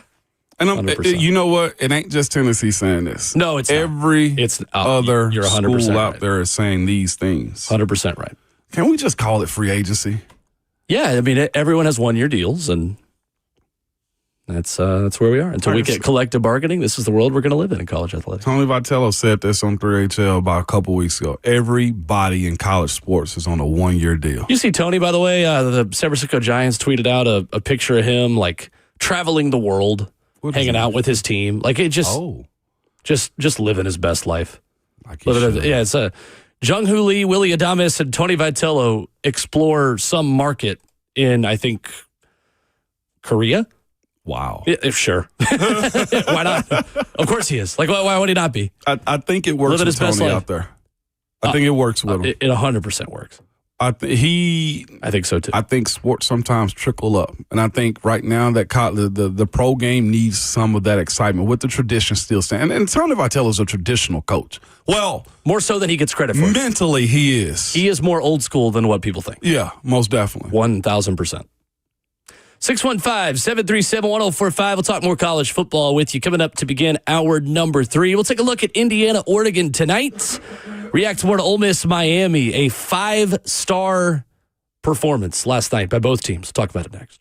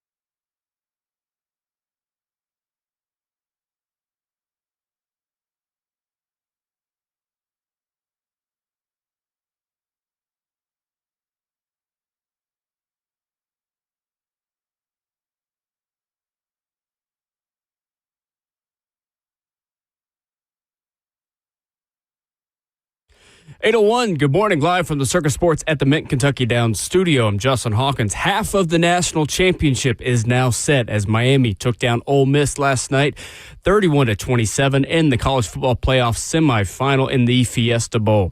4 lead changes occurred in the fourth quarter and is all capped off by a 75-yard drive ending with a Carson Beck touchdown run with just 18 seconds remaining on the clock, giving Miami the lead. And then it was a heavyweight battle ending with a failed Hail Mary attempt by Ole Miss quarterback Trinidad Chambliss as time expired, putting Miami in the national championship, who now await the winner of tonight's Chick-fil-A Peach Bowl between Oregon and Indiana. Kickoff is set for 6:30 on ESPN with Indiana as the 3.5-point favorite.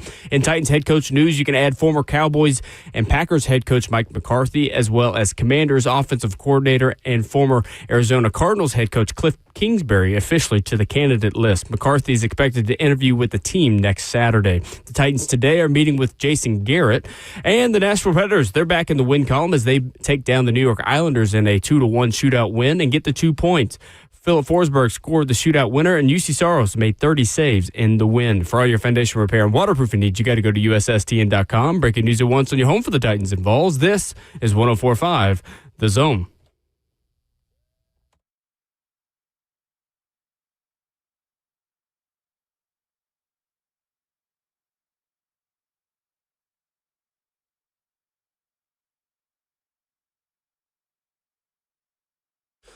Away we go into hour number 3 on your Friday morning edition of Ramon and Will. Glad you are with us and hope you are having a great start to your Friday. Coming up, we've got updated top 5 lists to be the next head coach of the Tennessee Titans. When Brian Callahan was let go, we gave you a top 5. There's no rule against changing the top 5. So that's exactly what we're about to do. Best believe it. Mine looks very different, to be quite honest with you. I've changed my opinion on some coaches as the seasons have continued. Obviously, a couple of them were let go, who I didn't think would be let go, and so they have become available. Could be interesting. How different is yours? Very different. Okay. Very different also.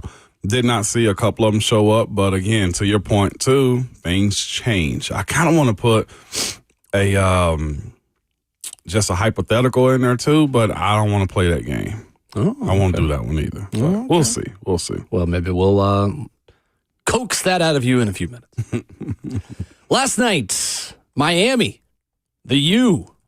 Congratulations to Miami, by the way, on not only earning the ability to play for a national championship, not only playing for a national championship in their home stadium, Miami is about to play a game in a full home stadium for the first time since the 90s. Let's go. There will be fans in every seat the next time Miami plays at home. That hasn't happened in decades, Ramon. No, it has not. And on top, it'll be in those nice booster seats they got out there in the end zone too, right? Yeah, absolutely. It's good, man. Last time the U was this good was what, 02? If I'm not mistaken, like that era? Yeah, it's been a minute, man. That group right there, I heard somebody speaking about it yesterday. Like, they're loud and just boisterous, but, like, they've actually been down, too. You know, like, that was one of Mario Cristobal's just main objectives. It's just like, this doesn't look like the U. For sure. And they've gotten it back to that point. Michael Irvin, by the way, is just hilarious. Michael Irvin is doing the most. Former Miami wide receiver, of course, an NFL legend. He was right in front of a cameraman as Carson Beck scored his touchdown last night. It was funny. I saw the point of view from the pylon. There's a photographer right there, and it said, when you think you have the iconic Vince Young shot, and then here comes Michael Irvin stepping right in front of you as Carson Beck runs into the end zone. Was even wilder. I'm trying to find the recap from last night. The wide receiver that got hurt last night from Miami after making the big catch over number 9. After he got hurt, he's on the sideline talking to the team doctors and stuff. And Michael Irvin's right there with the coach. Right. Elijah Lofton is his name. He got hit really hard across the middle and went down. He actually did the first down celebration and everything. Of course he did. And I think the adrenaline left and he was hurt. He actually didn't come back into the game.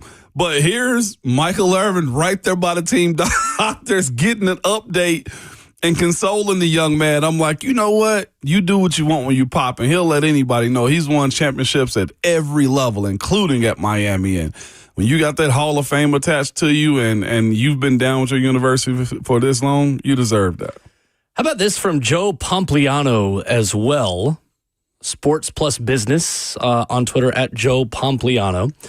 Miami is cashing in for their wins in the playoff.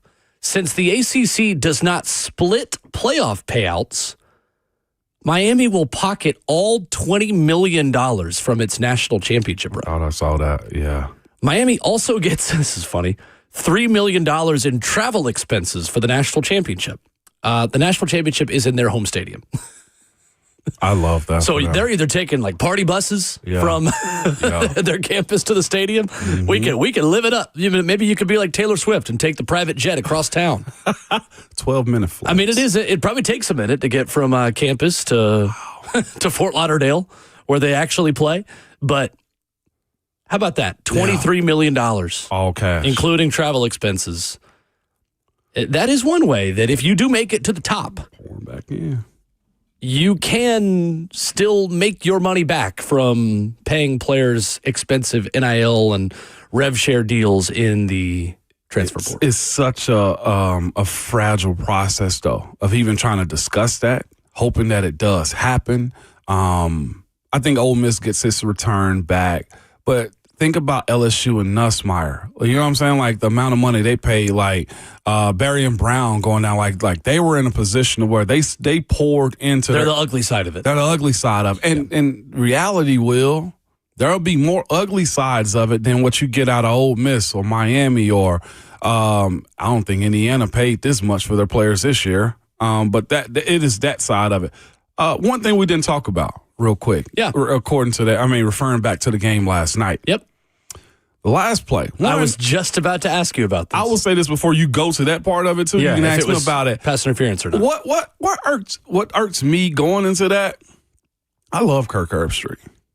I think Kirk does a real good job. I admire his professionalism on how he's hopping from city to city on a private jet. I need that life right there. That'd be great. But my point of asking this question, like Kirk last night for the first time irks me. I'm just like, Kirk, stop asking for the 5-yard out to get a play in. Like he just kept saying, well, I think they just need to run a 5-yard out to get closer to the end zone. And he said it like six, seven times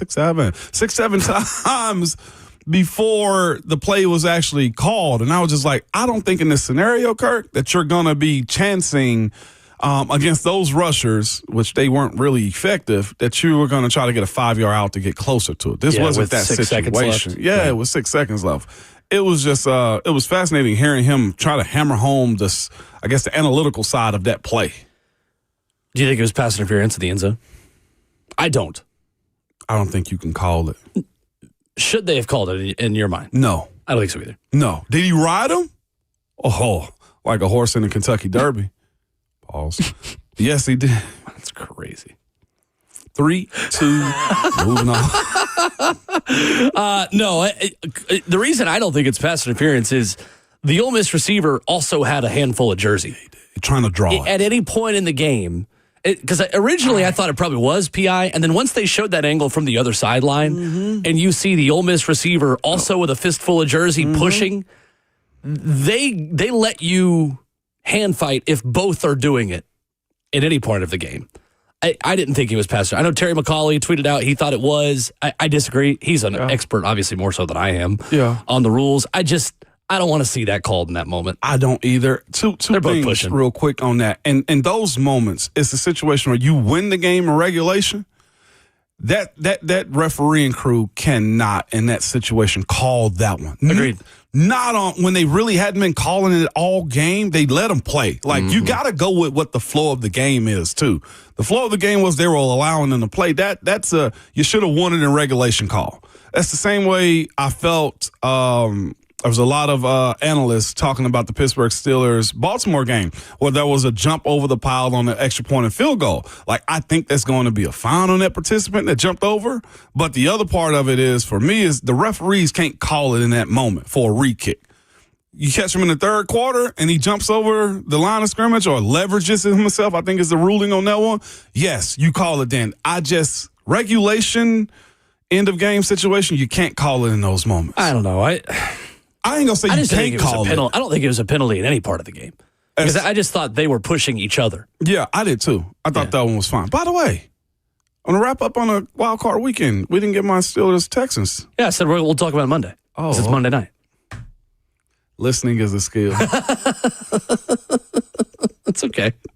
We'll get there. We'll get there.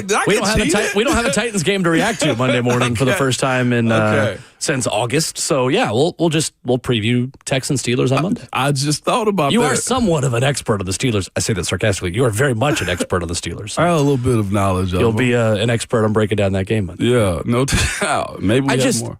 All I ask for is consistency in end of game situations. Because I agree with you. I do think things are allowed to be called a little bit differently in the fourth quarter than the third. But let's consistently call every fourth quarter the same. Like that Denver-Indy game, to your point about leverage on the long snapper, it was called then on the last kick of the game. When Denver was about to beat the Colts because the Colts missed a field goal. And then all of a sudden, you hit the head or neck area of the long snapper. We got to do it again. Like, if you're going to call it in that fourth quarter, we got to call it consistently over all fourth quarters because that's my issue. It's not the consistency within the game. It's, let's call every late game situation the same. I mean... the other caveat is the defender got his head around. So not only were they pushing against each other, but he was going for the ball and he made a good play on the ball. To him, Hawk. So if he didn't turn his head around, I think you could have called that and it would have been fine because not only are they pushing, but he's not even making a play on the ball, he's making a play on the player. But also the refs were missing calls throughout the game. There was a holding call on, I think it's Uman Mielen on the left tackle early in the fourth quarter that they completely missed because he had his arm around his neck. Definitely. So there were some missed calls, but I think that was the right call solely because the defender got his head around and made a good contested play. Can we also, was that enough of a catchable ball too? I personally didn't like the trajectory of the ball through the air. That's a good. I'm watching it now. It was at the very back of the end zone. The ball landed in the white. You got to put that in the middle of the end zone and give your guys an opportunity. Because you're so amped up on throws like that I feel like there's so many overthrows on heaves to the end zone at the last second. Think about that drive right before when Carson Beck went down and scored. Carson Beck threw a moon ball. Gave his guys a chance. It ended up being a DPI. Like, that to me was a mistake. I don't know whether it was on Trinidad Chambliss or the play call of putting that. You put it in the corner of the end zone? He did get a hand on it, though. He did get a hand on it. Falling, though. Right, but is he falling because he's being pushed? Or is he falling because he's making a dive? Because he's trying to dive for the ball, right? It's a tough call either way. I think it's the right call because I think either way, you're putting your hands up in the air. It could go this way, could go that way. But I think, like I said, it ends up with the defender getting his head around, making a play on the ball is a little bit of the difference. Are y'all fans of every call being called? Or are you okay with we just missed one? I just want consistency. Well, in the playoffs, I like it to be physical. I like physical. If you want a tight whistle or a lenient whistle, I don't care which one you choose. Just be consistent for the whole football game. That part. The whole football game. Just don't change the rules halfway through because you feel like you lost control. There's so much that can be. I'm with you. I'm 100% on the consistency side. To be fair, though, the issues we have in college football officiating, while bad, to me personally, aren't close to the problems we have in college basketball officiating. College basketball officials are out of control. Yeah. They're out of control. Yeah. The fact that Vanderbilt and Alabama played a 3-hour basketball game the other night is heinous. Is what that is. Still getting calls. This is egregious. Yeah. Egregious. Egregious. Ridiculous. This is egregious. This is egregious. Yeah. Michael Scott. Tonight, Indiana, Oregon. Who you got, Ramon? Who do you like in this one? As tough as a matchup I think we've seen. I want to go on I don't know if it is. the moxie and just mantra of what Kurt Cignetti is. I'm going to be real with you. I got Oregon on this one. Defensively, they can answer the call. They got embarrassed earlier in the year. Matayo Uiagalelei could be a future Titan. Watch him closely tonight. I say that again. I missed all of Matayo Uiagalelei could be a Titan. Uiagalelei. I said it right. I get it right by draft time. We got time. We got time. Defensively, they can match up with them. Offensively, they have it too. You look at Dan Lanning as a head coach, being in this position before. This isn't new to him. He knows how to go about it. The way he's prepared his team for this moment, as far as the scrimmage they're having and the prep for it, I'm riding with Oregon on this one. With no other bases behind it, it's too tight to call. Yeah. And I think Oregon will adjust to what Lanning has this time. Although I like Mendoza. I do. He can straight up sling it, Will. I like Indiana because I don't trust Dante Moore. Dante Moore against good defenses just hasn't looked great. And I know Oregon's not been healthy at wide receiver all year. At this point, that's just kind of who they are.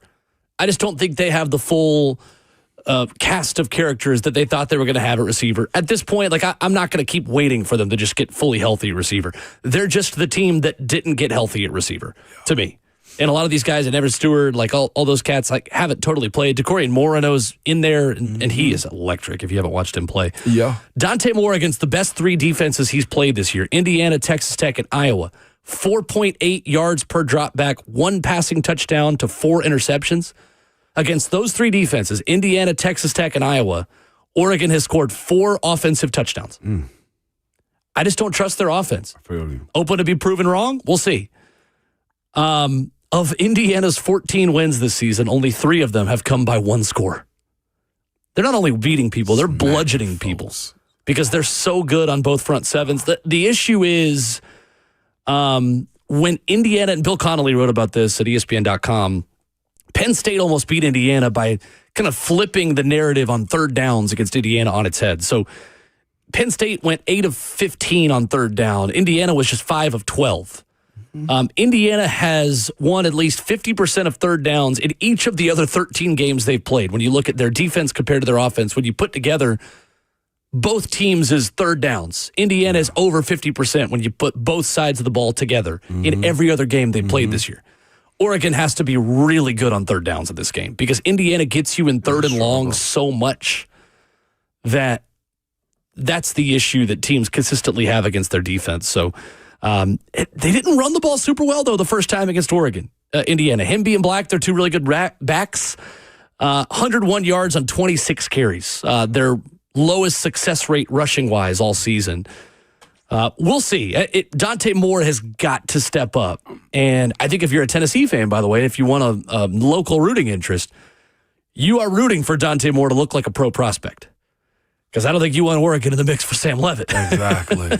So if you're a Tennessee fan tonight, you are an Oregon Duck. Because you want Dante Moore going pro. Or, excuse me, you want... Yeah, well, no, actually, you're not an Oregon Duck. You're an Indiana Sorry, fan. What am I saying? Yeah, you're an Indiana fan. Who's your? If you're a Tennessee fan tonight, you are an Indiana fan because you want Dante Moore coming back to college. I will. That way, Sam Leavitt is not an option for the Oregon Ducks. That Texas Tech game that you mentioned earlier, like he did look out of like a deer in the headlights. Now, that was a good defense. They got after him. He didn't know where to go with the football at a certain point in time. The run game opened it up a little bit. That was a grimy game for him and for them, and they found a way to win it in the trenches.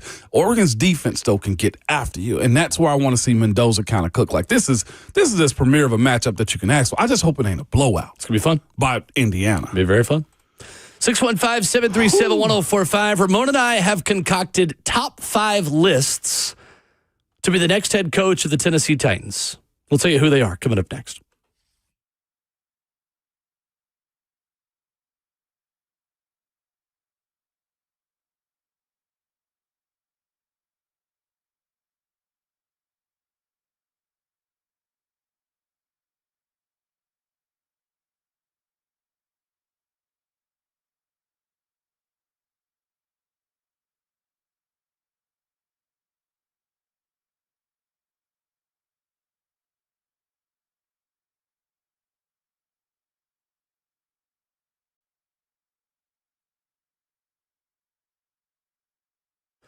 Hey, it's Will Bowling for my friends at Brentwood Jewelry. For over 50 years, Brentwood Jewelry has been proudly serving the Brentwood community with exceptional style and exceptional deals every day. As a family-owned and operated business spanning 3 generations, they are deeply rooted in the Brentwood community, in the Middle Tennessee community. I can tell you firsthand, the second you walk in, you feel that this is a family-owned business. They're going to take care of you. It's where I got an engagement ring this time last year. It's where I've been able to go for Christmas presents, birthday, Valentine's Day, which, guys, will be here before we know it. The exceptional advice they give you. What would look good? What would work?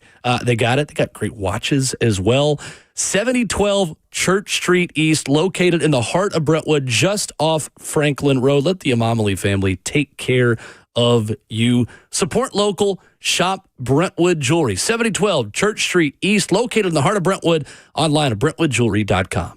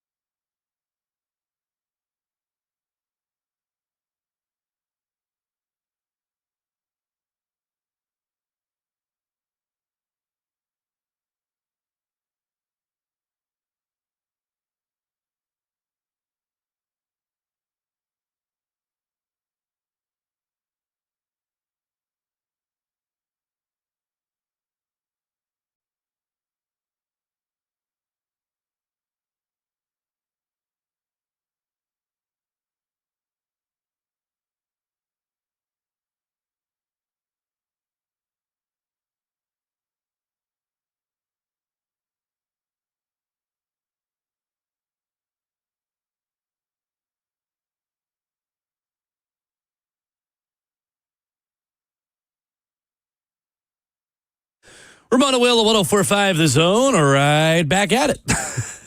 As hour 3 continues. Quick break, more of us that you get today. Some prefer it that way, man. Some do, yeah. It's what the world needs. I'm saying everybody said they're choosing Indiana this upcoming weekend. Indiana over Oregon. Huh. Okay. Maybe I was wrong. Did I make that my Thursday 3? Please don't make that moment. I feel like the crowd is saying you picked Oregon only because Buck was going. I did. Analytics. I don't mind that part. You literally said nothing other than that. That was your analysis. Yep. You know what? Sometimes those are the best bets. So just hang loose with the bets, right? I'm gonna pick up a random lottery ticket, man. This store right here. Next thing you know, boom, billionaire. I mean, oftentimes it's the people in your March Madness groups who know the least about March Madness who pick based on jersey colors who end up winning those pools. So not a thing wrong with my pick. As you talk yourself out of it. Yeah, keep going with it. I know. All right, top fives. The next Titans head coach. 5-1 or 1-5? How we doing? 5-1.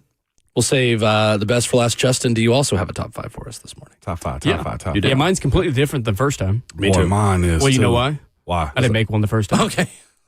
You know what? It's about time we go ahead and waterboard Jayhawk. Okay, all right, easy. Hey, you need to lead. It either needs to be Fist Fight Friday or Waterboard Friday. We can't do both. You sure? Yeah. Okay, I ain't got no water on me. Hawk Fist Fight Friday. Meet me outside after Take this. me outside. How about that? Come on now. Aggressive. My goodness. I will probably die. He will snap me like a twig. It's 5 straight I am a days of twig. work due to you, baby. We're back. We're so back. All right, my first 5. I'm not sure if you still have yours. Well, I remember last time. We'll go each, all of our 5th options, then all of our 4th options. We'll go in that order. All right. Number 5, Ramon, who is your 5th best option to be the next head coach of the Tennessee Titans? He went from first to worst, man, on this one. I just don't think he has an opportunity. But as Brian Flores, I still have to keep in my top 5. And I'm putting it there just based upon reading some stuff yesterday, and it looked like he could be a quick shot to Vegas, is the way I'm saying it. Although Vegas Baltimore is also in the mix for him Baltimore as well. too. Okay.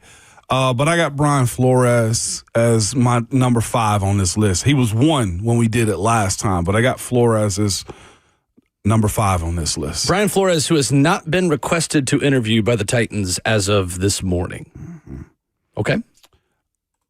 Defensive minded. I listened to, what's his name yesterday, Nate Washington talk, and he was just speaking about what defensive coaches mean, their balance that they have. Sure. And he kind of swayed me a little bit in that. I think that, yeah, I mean, he is the type of personality that I think Cam Ward would love to work with. I don't think every quarterback, clearly Tua being one of them, is perfect for Brian Flores' style of coaching. I think Cam Ward is a great fit for Brian Flores' personality, as competitive as he is and how much he told the media last week, talking about positive reinforcement. Like, is that something you need? He's like, no, I don't need positive reinforcement. I know who I am. Like, that's not everybody. It's not. It absolutely is not. And Brian Flores' kind of tough love style is also not for everybody. I think he fits what this team's reset I do too. would be. I think he's a great option. I do too. The pending litigation he has with the Rooney Rule lawsuit against the league is clearly an obstacle that's got to be overcome there. But if you're taking that out and just looking at the coach, then yeah. The problem is you can't take out the lawsuit because that's very much a part of this, I think. And his inability to get as many interviews as I think he would otherwise based on just his coaching. I agree with you. That's what I was going to, and as tight as the NFL ownership is from city to city, that's hard for him. Yeah. Yep. Justin, who you got? 5th option. I'm going to go Arthur Smith. I think the Titans have been there, done that. I think there's a little bit of familiarity with the offense, and I think the style that he ran in Tennessee was highly effective. I think Titans need to get back to using the 2 tight end system a little bit more than what they have been doing currently, because I think I don't know what they're going to do with Chig, but I like what they have in the potential with Gunnar Helm. I think you could get something opposite of him. You get back to that run game that Cam needs to supplement. I think Arthur Smith would be a good option for there. Yeah. Okay. Arthur Smith, number 5. I'm going to go Matt Nagy 5th. And I certainly think that he is a strong candidate. I've kind of been talked into Matt Nagy a little bit more from Dan Pompei of The Athletic, who was on our show yesterday. So Podcast Network, if you missed that. I just think what we've read about him and the fact, Ramon, that he's not just a candidate here because of his relationship with Mike Borgonzi. He's now got, I believe it's 4 teams that want to talk to him.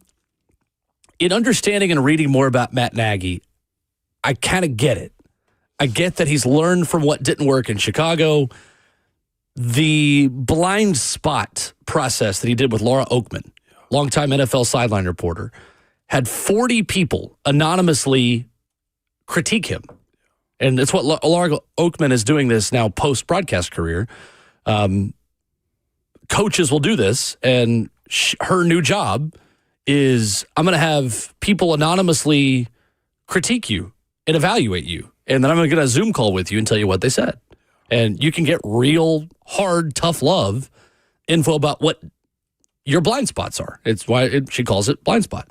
I think it's really smart. I think it's admirable for coaches who are so stubborn to be willing to do something like that. So I'm willing to give Matt Nagy a chance.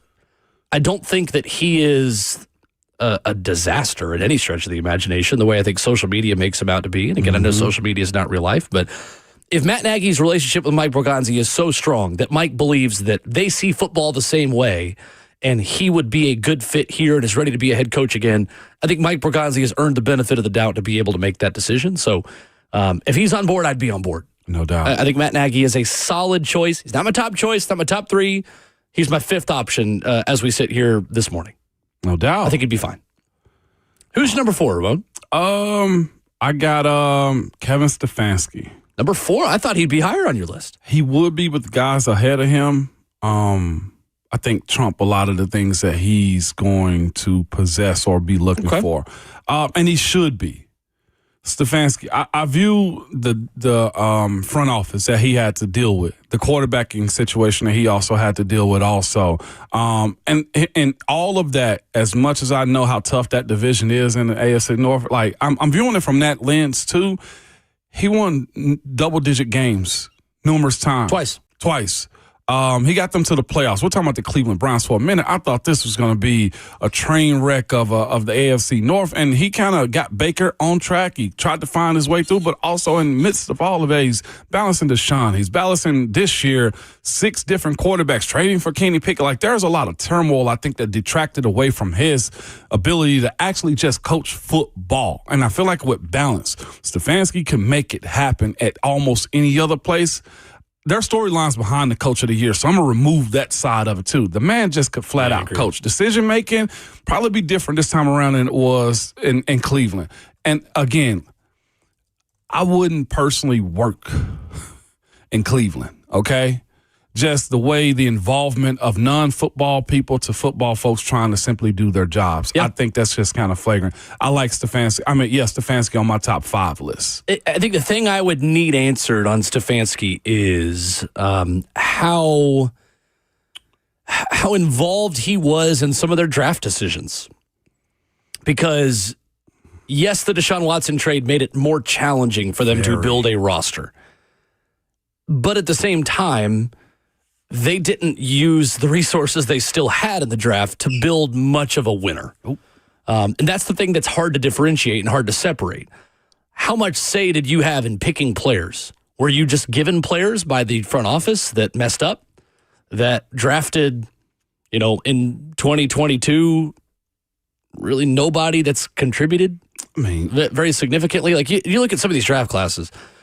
2022, Martin Emerson, Alex Wright, David Bell, Perrion Winfrey, Cade York as a kicker, Jerome Ford, Michael Woods II, Isaiah Thomas, Dawson Deaton.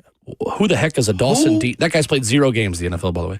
Like, 2023, their first pick was Cedric Tillman. Yeah. Since 2023, has 833 total yards. Siaki Ika? I don't know. That's a 3rd-round pick. He's played 4 games in his career. Defensive lineman. Yeah, D-lineman. DeJuan Jones, tackle. Okay, he's been fine. Has he?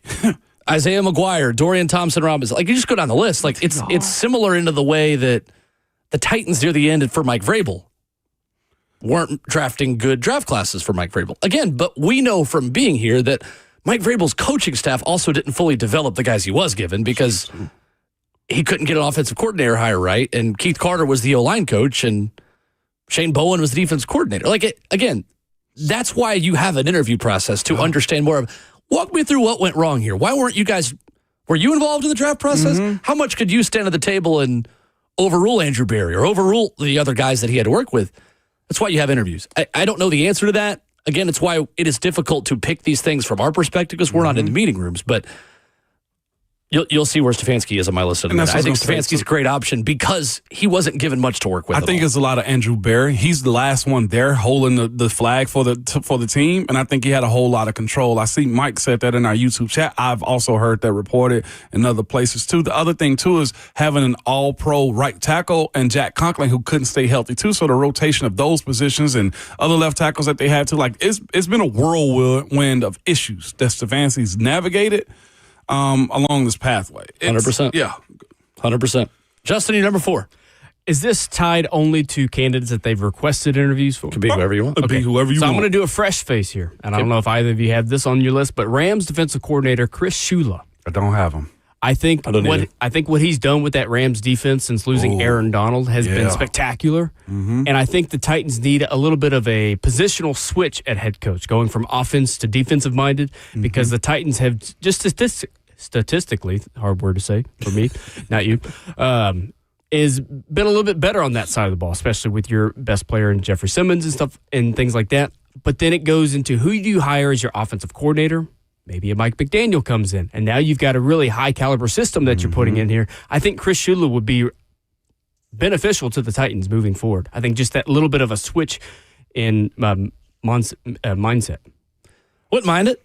I wouldn't mind it either, Hawk. Two seasons as a DC, 11 years of NFL coaching experience. The grandson of Don Shula. Got the last name. That's for sure. I've got Mike McCarthy fourth. I think Mike McCarthy has a really high floor. I think Mike McCarthy is not the most exciting. It's certainly not the flashiest hire. I don't think that's a bad thing for the Titans. 11 different offenses have been top 10 in scoring in his career. He won a Super Bowl in 2010 with Aaron Rodgers. He had 3 12-5 seasons in Dallas where he was viewed nationally as a failure. He won over 200 games in Green Bay. He understands the draft and develop organizational structure the Titans have under Chad Brinker and Mike Borgonzi.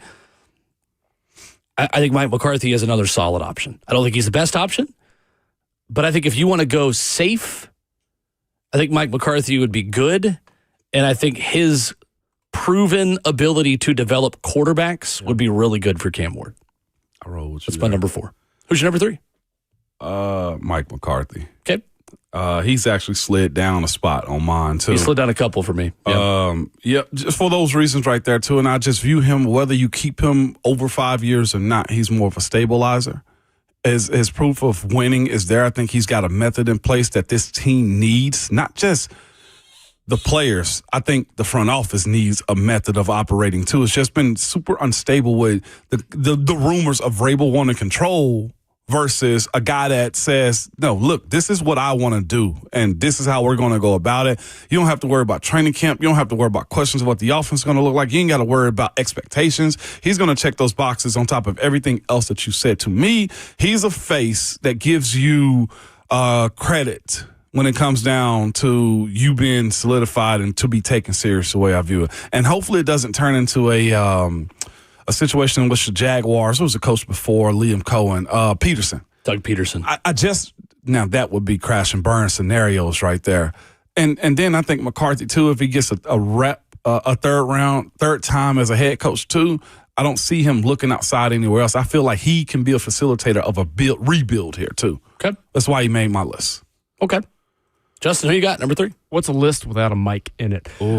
My only thing about Mike McCarthy as my number 3 is I don't want him to be similar to Pete Carroll, who, what you mean? Well, this year, obviously, he probably should not have been the head coach in Vegas, and he's maybe he's just hired a bad staff. Well, that too. Well, so I don't think him and Chip Kelly talked. I mean, honestly, like Chip Kelly just doesn't work in the NFL. And that's his fault. Like, I mean, Pete Carroll's. Well, I mean, yeah, that's debatable, but I mean, I do think that is accountable. That is Pete Carroll's fault. Like, he does get the criticism for that, to your point. Yeah. So I'm going to go with Mike McCarthy here. I like the experience. He's got plenty of success in the NFL. It's very much proven.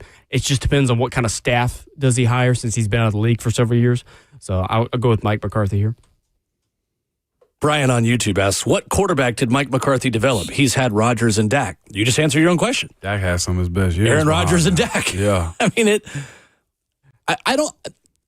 what am I missing? Why doesn't Mike McCarthy get credit for developing Aaron Rodgers? The Dallas failure. That's it to me. I think he's associated with being fired from Dallas.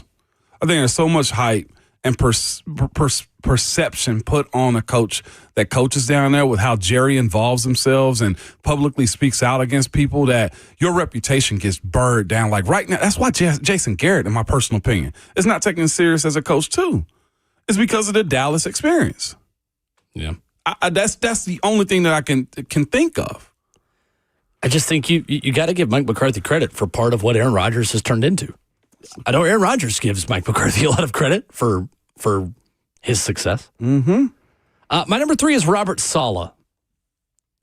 Former Jets head coach, 20-36 in 4 seasons. His ability to coach the Jets defense as head coach aged really well. Because when he left, they got worse like right away. Yeah. In 2022, Robert Saleh's defense with the New York Jets ranked 4th in total yards allowed. In 2023, it improved to 3rd. And then in his 5 games in 2024, his unit was ranked 2nd. The moment he left, 18th in total yards allowed the rest of 2024. This season, the New York Jets became the first team since the 1930s to not have an interception on defense. Wow.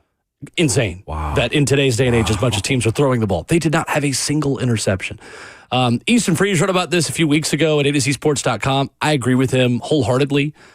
He quotes another piece from George Kittle and 49ers people saying, Robert Saleh is the best signing we've ever had, George Kittle said.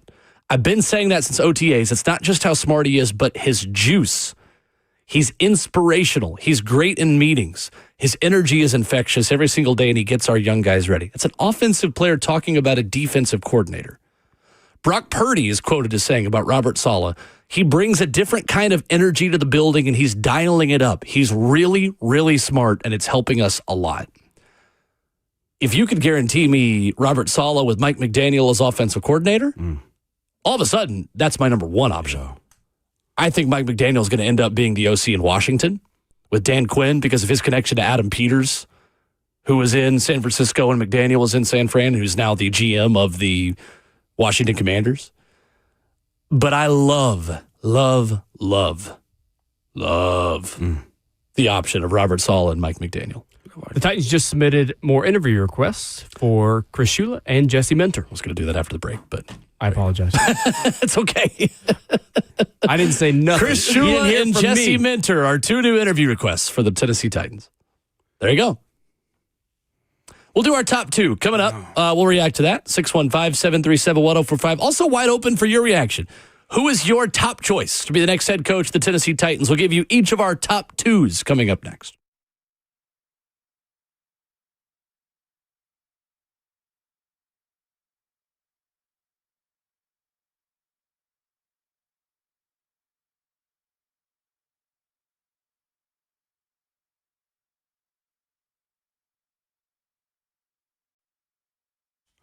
It's Ramon Foster for Medical House Calls. Good people, that is the website, medicalhousecalls.com. They want to be able to be your concierge to medicine, man, where they just take care of you at your time, wherever you are, man. I'm talking about primary health care, urgent care, IV therapy if you need, a medical weight loss as well, man. They're available to you 7 days a week from 7 a.m. to 8 p.m. Same day appointments are available to you and next day guarantee. I'm take it a step further and make it easier. If you got your phone out right now, you can put this number in your phone and you can call and text them to set up an appointment. It's 615-838-2375. Here's what they do for you, man. For a flat fee, you can get an evaluation, full exam, treatment plans, and prescriptions if you need them. And not just that, it's that time of the year where it's raining outside like it is today, or it gets cold, and you know how Tennessee weather is, it'll get warm again. It's just that time of the year where you get sick. Well, guess what, man? They'll do an IV therapy for you, and I've had that done to myself personally, man. If you're feeling fatigue, persistent illness, or you feel a cold or sickness coming on, get them over to your house. Tell me you don't have to fight that cold after the fact. Get them beforehand. But it's everything from sicknesses, infections, injuries, in-home labs and testing, and so much more. I trust them. I've used them. I'm begging you to also, man. Take care of your health is what I will always tell you all, man. Again, medicalhousecalls.com or call or text them at 615-838-2375.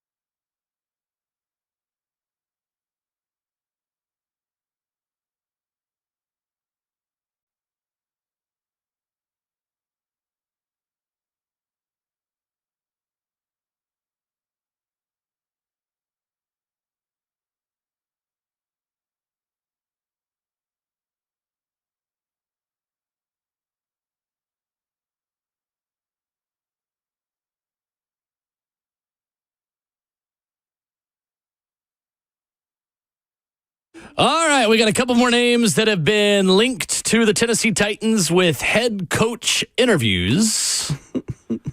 As we wrap up hour 3 this morning, Ron Saleh on deck in hour 4. He coming in today? Is he in studio? Yeah, he coming in. I ain't seen my dude all year, man. At least that's what he told me. I feel like he's in nap time right now because he ain't in the chat. He hasn't been in the same room as 40-year-old Ramon Foster yet. Look at it. Look at me. I'm now not just little bro. I'm unk bro. Tom Pelissero tweeting 5 minutes ago, the Titans have requested interviews with Rams defensive coordinator Chris Shula and Chargers defensive coordinator Jesse Minter for their head coaching jobs. All right, there you go. I'm saying that nobody's on the list, and the next thing you know, boom, his guy made the list. I'm in the know. Chris Shula has the zone as his number 1 preset.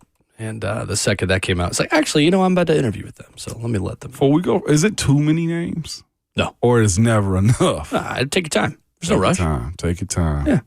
Get it right. We should revisit this, too, whenever the second round of interviews happen. We absolutely will. See where our list is at. We'll see who comes back in person. Yeah. Oh, yeah.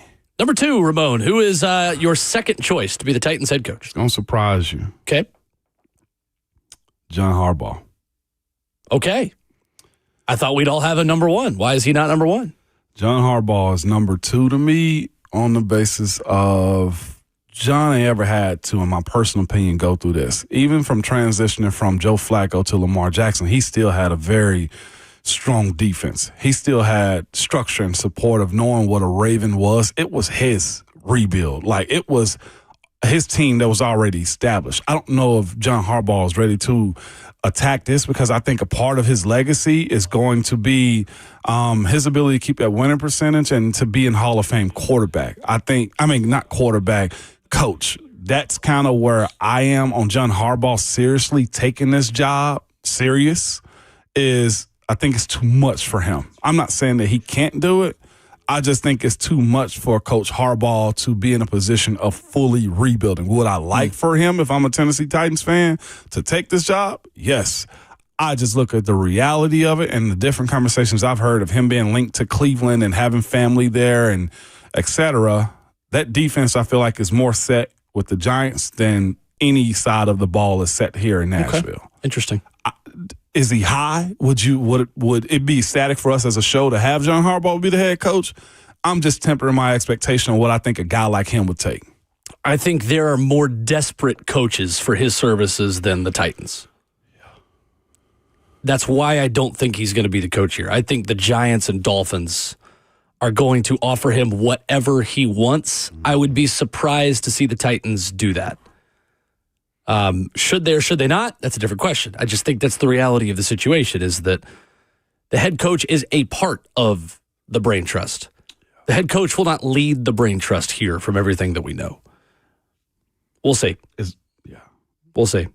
But yeah, no, I mean, he's number 1 on my list. I'll just go ahead and give that away. And I'll tell you why in a minute. But I think he is the candidate. On the hot scale of crazy to unrealistic unicorn, basically, like the hot scale, I feel like it's too many different levels apart. You know, that whole little joke of like, if she's a 10 and you're a 4, then something's wrong.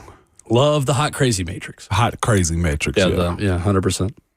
What you got, Justin, number 2? Give me Robert Saleh. Okay. I love him as a prospect here. Just the leadership, he defines what a leader is, and I think his relationships both in New York and San Francisco, before he went to New York and his return to San Francisco, has been nothing but stellar, and what he's been able to do with the defense. As you displayed earlier, his caliber of defense in New York was stellar, and then he leaves, and it's less than. I think it just really all depends on the hires, right? But sure. I think if you want a leader, Borgonzi said the other day, alpha mentality or alpha person is overrated. He's the leader, and I think that's what you start with. If Harbaugh wasn't an available candidate here, I would have Saleh as my number 1. Okay. So there you go. Harbaugh's number 1. Number 2 for me is Kevin Stefanski because I don't think he was given the resources that a head coach needs to have success in the NFL, and he still had some success. I think there is more to the story on Kevin Stefanski than the record. Mm-hmm.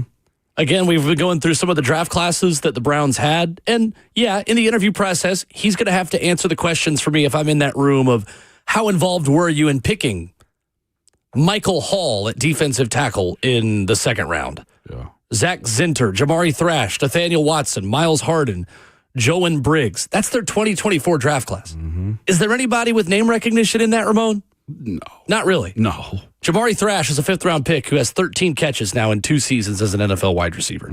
Now, they got that draft class right this year.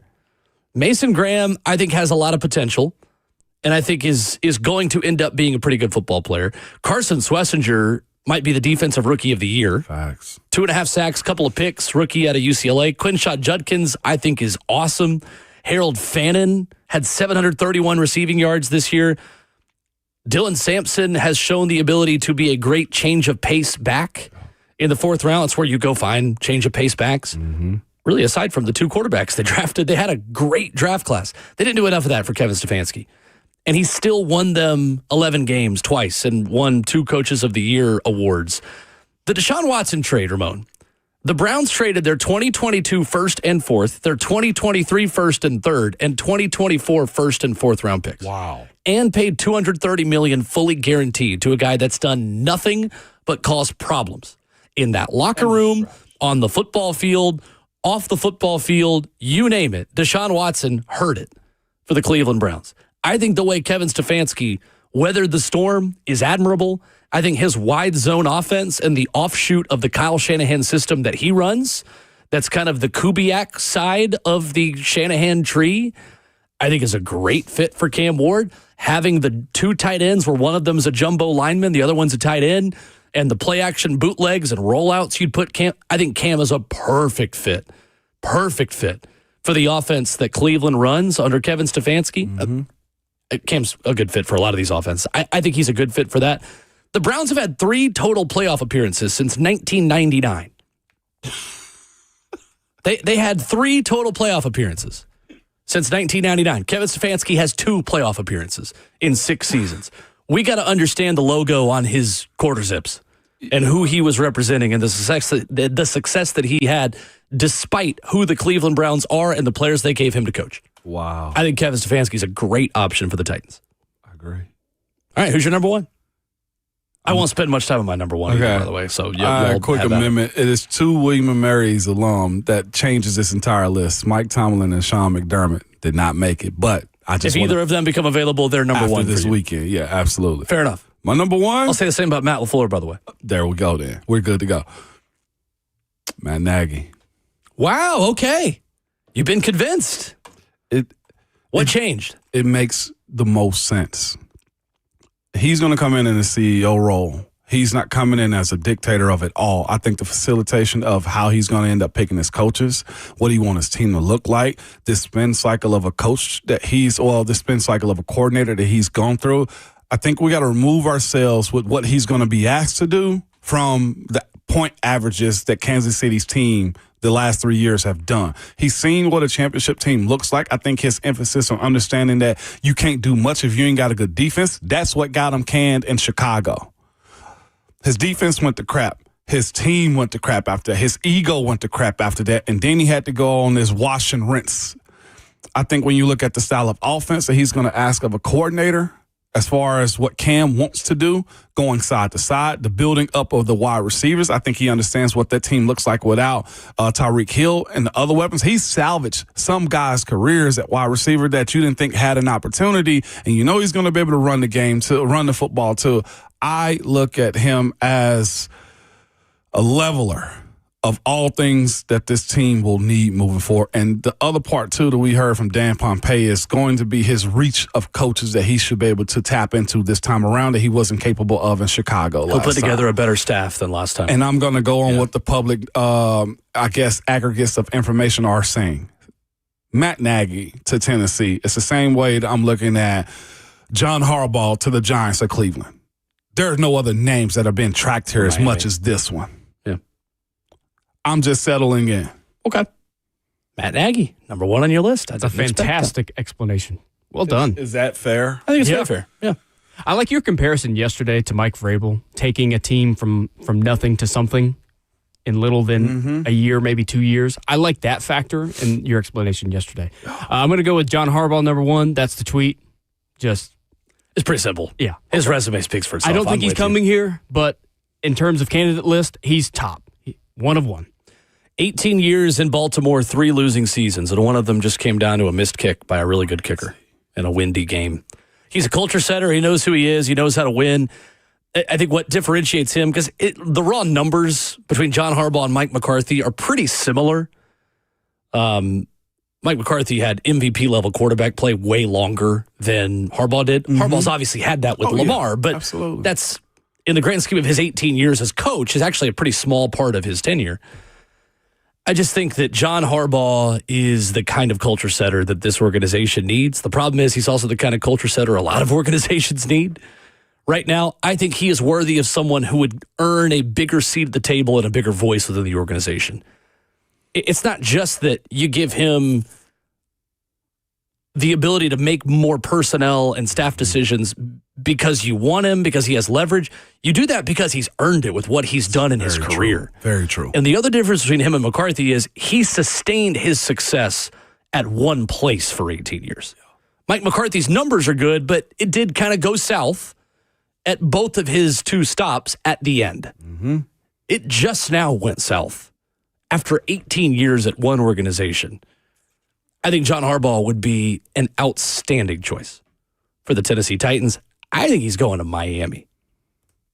That's a little bit of a hot take. I think it's Miami or New York. Or I think Vegas. I think Vegas is a terrible job, to be honest with you. I mean, it could be. We get to play against his brother. I wonder if Brian Flores Vegas. I don't know. We'll see. But I think it's Miami. Stephen Ross is a Michigan man, the owner of the Dolphins. Apparently, they have a really good relationship.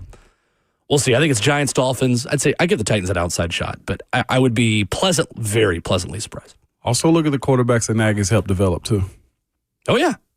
No question. I mean, probably the best quarterback in the league. Patrick Mahomes is one of them. Your thoughts, 615-737-1045. Who is your number one choice to be the head coach of the Tennessee Titans? We'll give you the floor coming up next.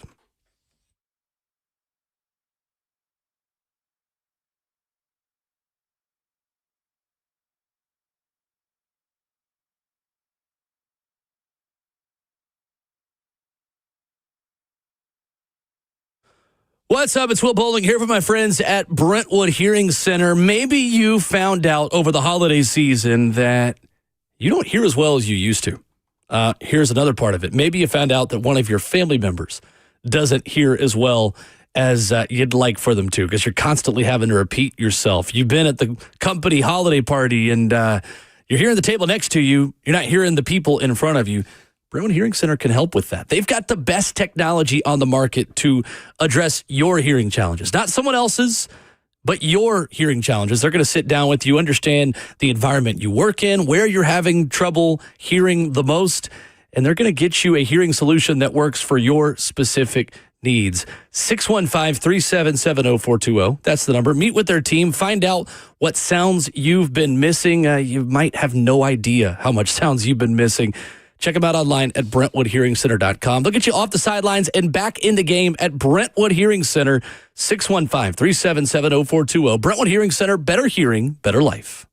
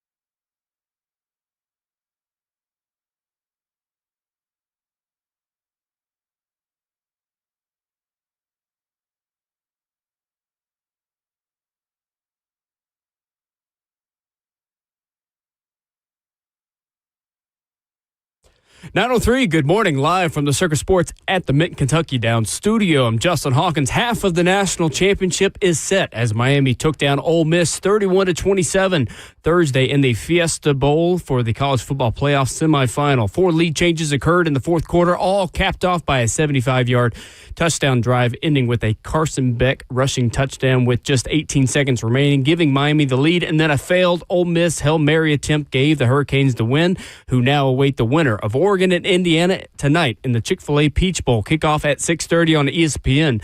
Indiana is the 3.5-point favorite. In Titans head coach news, more candidates to add to their long list of interviews, as this morning it was announced per multiple reports that Rams defensive coordinator Chris Shula and Chargers defensive coordinator Jesse Minter have both been requested for interviews. Yesterday it was reported that the Titans will interview former Cowboys and Packers head coach Mike McCarthy next Saturday, and also requested to interview Commanders offensive coordinator and former Cardinals head coach Cliff Kingsbury. Today, the Titans will sit down in an interview with former Cowboys head coach and Giants offensive coordinator Jason Garrett. For all your foundation repair and waterproofing needs, you got to go to USSTN.com. Breaking news at once on your home for the Titans involves. This is 104.5 The Zone.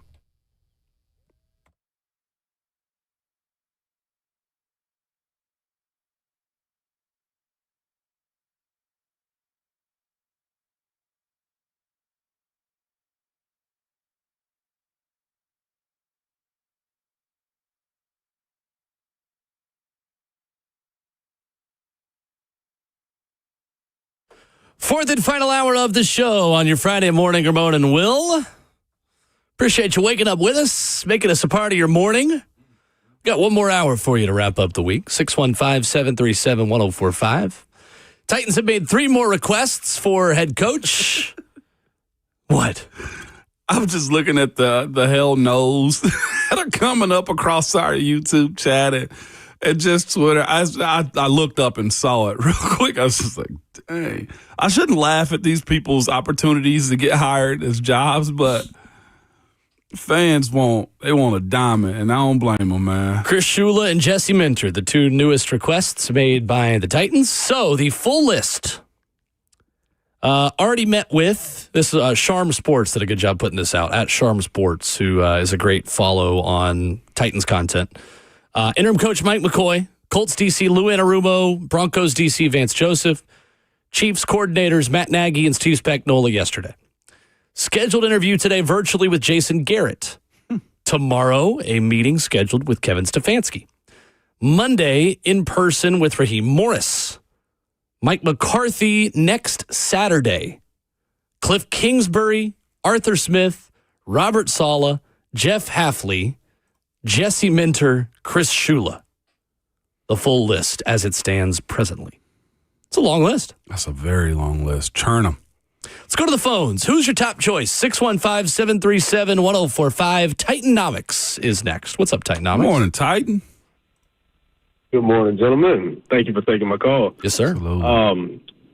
I would say I would want a defensive-minded coach because they can help Cam out with multiple defenses and, help settle him down. But I would say it would have to be either Raheem Morris or not Nagy, but either him or Saleh, just because they both had head coaching experience. And my biggest concern is how training camp will work. And I think they will be able to manage. Okay. Oh. Thank you, Titanomics. Appreciate the call. Titanomics just crapped on my number 1 pick, man. No Nagy. Nagy didn't even make his list. Yeah, I think a defensive head coach would be fine. I don't think there's a really bad option either. Perception is the only thing bad about it. Yeah, right. More than to your point. I think they've got a good pool of candidates to choose from, to be honest with you, of who they've requested. Yeah, they do. It's. I mean, Jason Garrett is a little out of left field. I do not expect Jason Garrett to be the next head coach of the Tennessee Titans. And then we'll announce him. No, I know what you mean. Yeah, right. What is Jason Garrett's specialty? Offense. Mm-hmm. I didn't expect him to even want to get back into coaching when he went to the set on Sunday Night Football. He does a good job there, I think, too. I love that. He does. That group they have that does Sunday Night Football. I do too. there are ties to similar systems as well. So it's the Coryell system, Air Coryell system that Jason Garrett ran. Mike Borgonzi has ties to that. The Borgonzi family has ties to that. I think he and Jason Garrett go way back. Mm-hmm. I don't know. I wouldn't read too much into early virtual interviews. Let's keep our powder dry. I wonder whoever is hired here, because Nagy it seems to be the best, strongest relationship with he and Mike Borgonzi. I do on the wonder, surface level, yeah. On the surface, I wonder, is that also being overplayed legitimately? Maybe. Because I don't know. Borgonzi got to get this right too himself, and I think he knows that, and everybody is watching him make this next move. And last year, we all thought John Eric Sullivan was going to be the general manager of the Titans because Chad Brinker and him worked together in Green Bay for a long time. By the way, he just got hired by the Miami Dolphins as their new general manager. Who's 1 minute again? ago. Did he really? John Eric Sullivan from the Green Bay Packers is the new GM of the Dolphins. I thought Hawk just told me too. Atlanta hired their GM. Is this right? No, I said Miami. Oh, you said Miami? I swear to you, Hawk. It's me versus you in this one. You told me Miami. No, you told me Atlanta. Catch me outside. How about that? There we go. All right. Okay. Bring it. VP of Player Personnel, John Eric Sullivan. That may tie Jeff Hafley to the Dolphins. We'll see. Whom's this to say? Whom's this to say? Ryan and Dixon is next. What's up, Ryan? What's up, guys? I love y'all's show. Thank you. Appreciate it. So my number one coach, and, I'm shooting for left field here, Mario Cristobal. And that's not just because he won last night. Hear me out. He was at FIU and took them to back-to-back bowl games.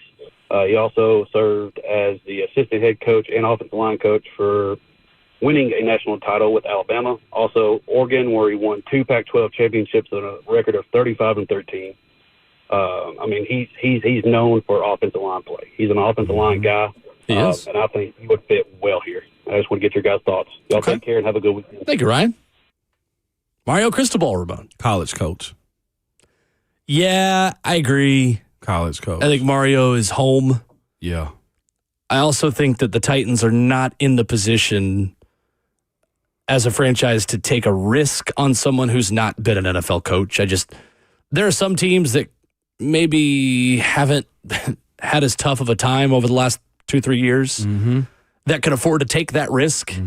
As tough as things have been over the last 3 years, I think you're looking for high floor as a really, really important aspect of this search. I think Mario Cristobal is a great college football coach. I don't think you need to take a risk on him as an NFL coach. Me either. And it'll be for him, too, the same conversation. Who can he draw? He can't walk into this thing with all college coaches at the NFL level. I feel like that's one of the mistakes that Deion Sanders has made at Colorado by trying to get NFL coaches to coach college players. What about Bill Belichick as well? Well, yeah. I mean, we're seeing that experience in real time. So I agree with you. I think Mario Cristobal is one heck of a coach. Yeah. I agree. College right now. Real quick, too, just the specifics on the Borgonzi and Jason Garrett connection. And Easton Freeze put this out there a couple of days ago. I was looking for this and finally found it. Dave Borgonzi, Mike's brother and current Cowboys linebackers coach, was a defensive and then an offensive assistant for Jason Garrett his first 3 years as head coach of the Dallas Cowboys. So there is a connection there between Borgonzi and Jason Garrett and that system that Jason Garrett ran that, again, you're looking at fits for Cam Ward. Wasn't a bad fit at all. I think you could see Jason Garrett stick on as quarterbacks coach if he wants to be an assistant coach again. How do you weigh that versus doing Sunday Night Football? I don't know. This is, to me, again, I would say this with all these names coming to us, is just a big collective of intel also to be had. And just somebody might pique their interest in something that they say in these meetings that might surprise them into shifting somewhere else. I don't know. I don't know what to think about this coaching search right now. I do, and it's Nagy, to be quite honest with you. Yeah, it feels like it's so broad. There's so many options out there that Nagy is the one we are latching onto because of the relationship with Mike Borgonzi. But I could be totally wrong. Again, they've requested so many people that there's certainly an opportunity for somebody to come in that really impresses them and earns an in-person meeting. And the other side of it, too, is this. Let me not minimize the pull and draw of Mike Borgonzi also. Yeah, because I didn't think the Titans were going to be able to pull Borgonzi. Oh, Ron And they Slater. did pull Berganza. I heard it loud. I heard it be loud over there. Okay, over there with Bert. I knew somebody was in there acting the fool. Right. 40-year-old Ramon Foster visiting with Ron Slay for the first time. What's up, dog? All right, well, That's my dog. let's get a break. Let's get And I got a John bone in here to pick after the with him, break. too. Oh, Don't call and me Ramon. 6'5.5". Ramon has a bone to pick with Slay. We're going to get to John in I want my Portland. measurements. And if you were taking a nap or were asleep when Brent Hubs was on, we got updates Yawn, on people. Sam Leavitt, Arizona State quarterback. All that and more. We got a lot to cover still in the last hour of the show. And we'll be back quickly after this.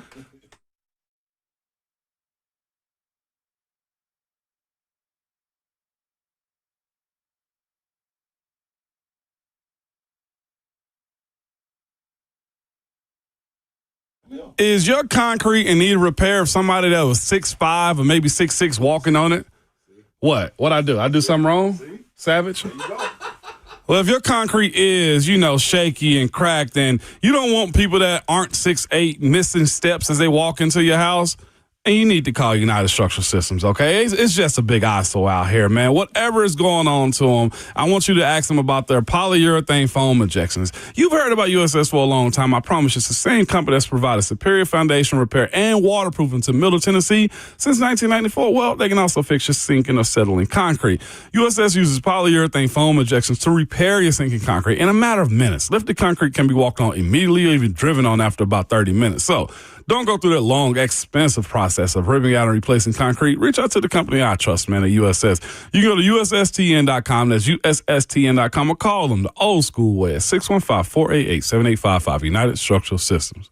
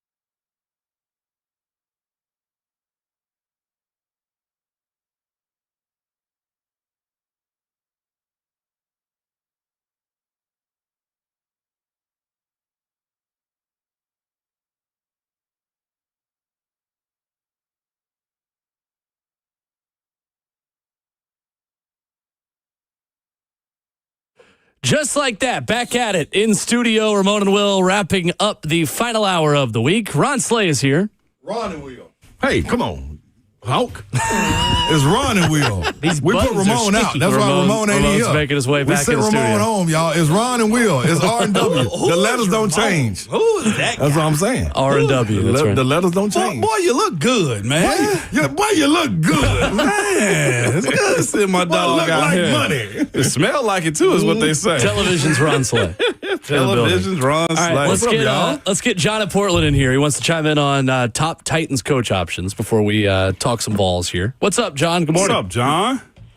Yeah. Good morning, guys. Wait a minute. My biggest issue is I've heard this same conversation in 2013, this exact same show. in 2013 where y'all are talking about, oh, we need experience, or we need we need somebody with a high floor, and we need this. Well, guess who they went and hired? Who? A proven loser, Ken Wisenhunt, who won 3 games and out of 23 here at the Titans because y'all wanted a high floor. Well, we got 3 out of 23. Finished 133 as a head coach for the Titans. So why not try to catch lightning in a bottle? Why not go out, ask Eddie George to come home? Ask Eddie George to come up and take this job. Ask one, or if you don't want Eddie George, let's go get one of the top college guys. Let's really get after somebody. But let's not worry about this high floor that you're talking about, because hiring proven losers is not the way to go at this point. We're wasting Big Jeff's best years. We need somebody in here. I don't care if it is a shot in the dark. A shot in the dark's better than a shot at somebody we already know is a loser. Ooh. That's just my opinion. Thank you, Have a good day, guys. Appreciate the call. John. Where do I even begin? I want Savage to go. Go ahead. My brother in Christ, in 2013, I did not have a driver's license yet. I was trying to see if I can go get my second contract. I can't answer for what people were talking about over a decade ago. I was deep over there in Italy. You were. We were we were emailing then. Yeah, Slay was in Italy. You were playing in Pittsburgh, and I was on my way to school my sophomore year of high school. I'm thinking 2013. Yeah, in January. Good time, though. I feel like I know the lane that he's going in. Yeah. I know what you're saying. Mm-hmm. But Eddie ain't won a ton. Right.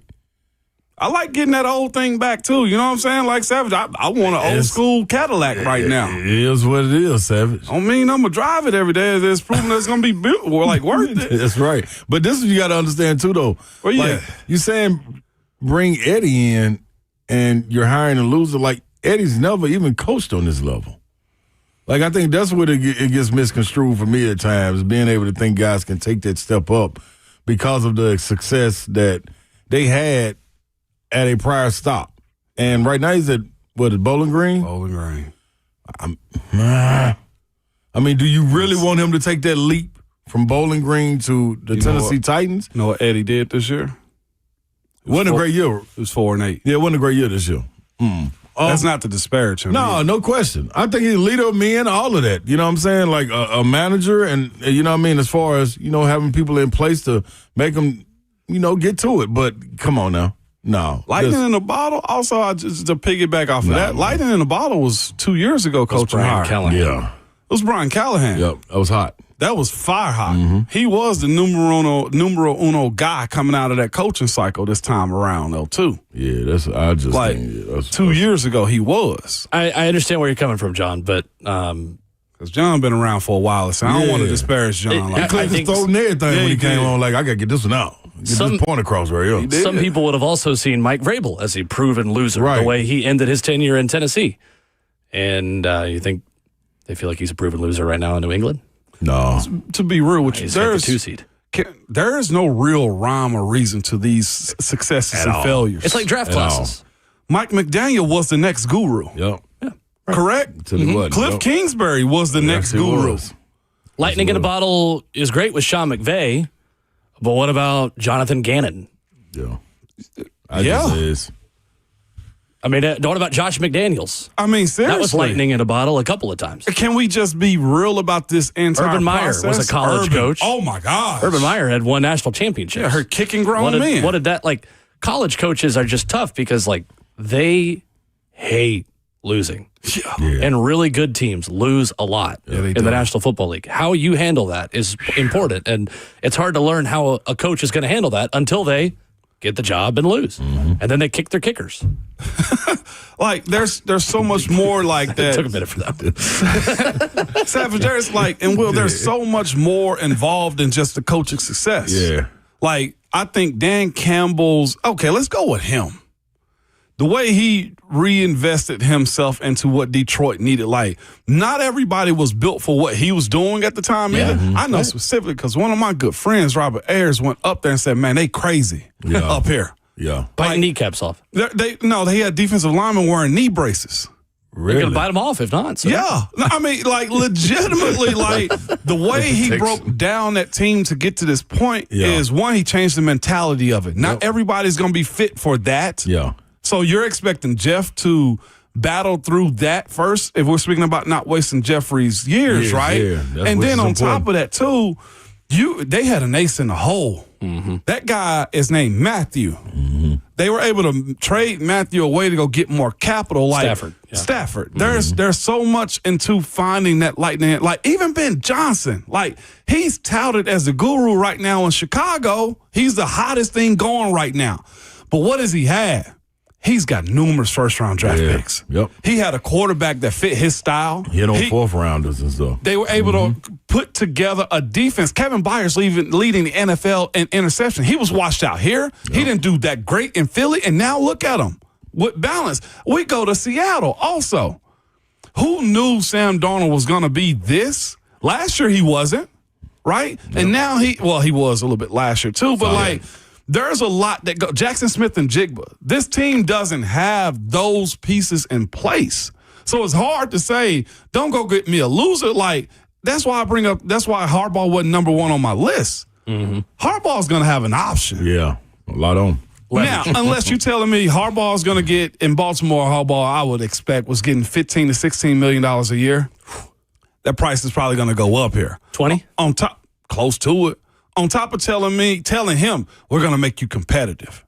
Yeah. So I got to also pay him close to 20. That's a great point. And also put him a ton of money into this team, into free agency. And he also got to figure out, respectfully, I say this now, damn the respect. This league is all about proving. Can Borgonzi actually build this thing up? Yeah.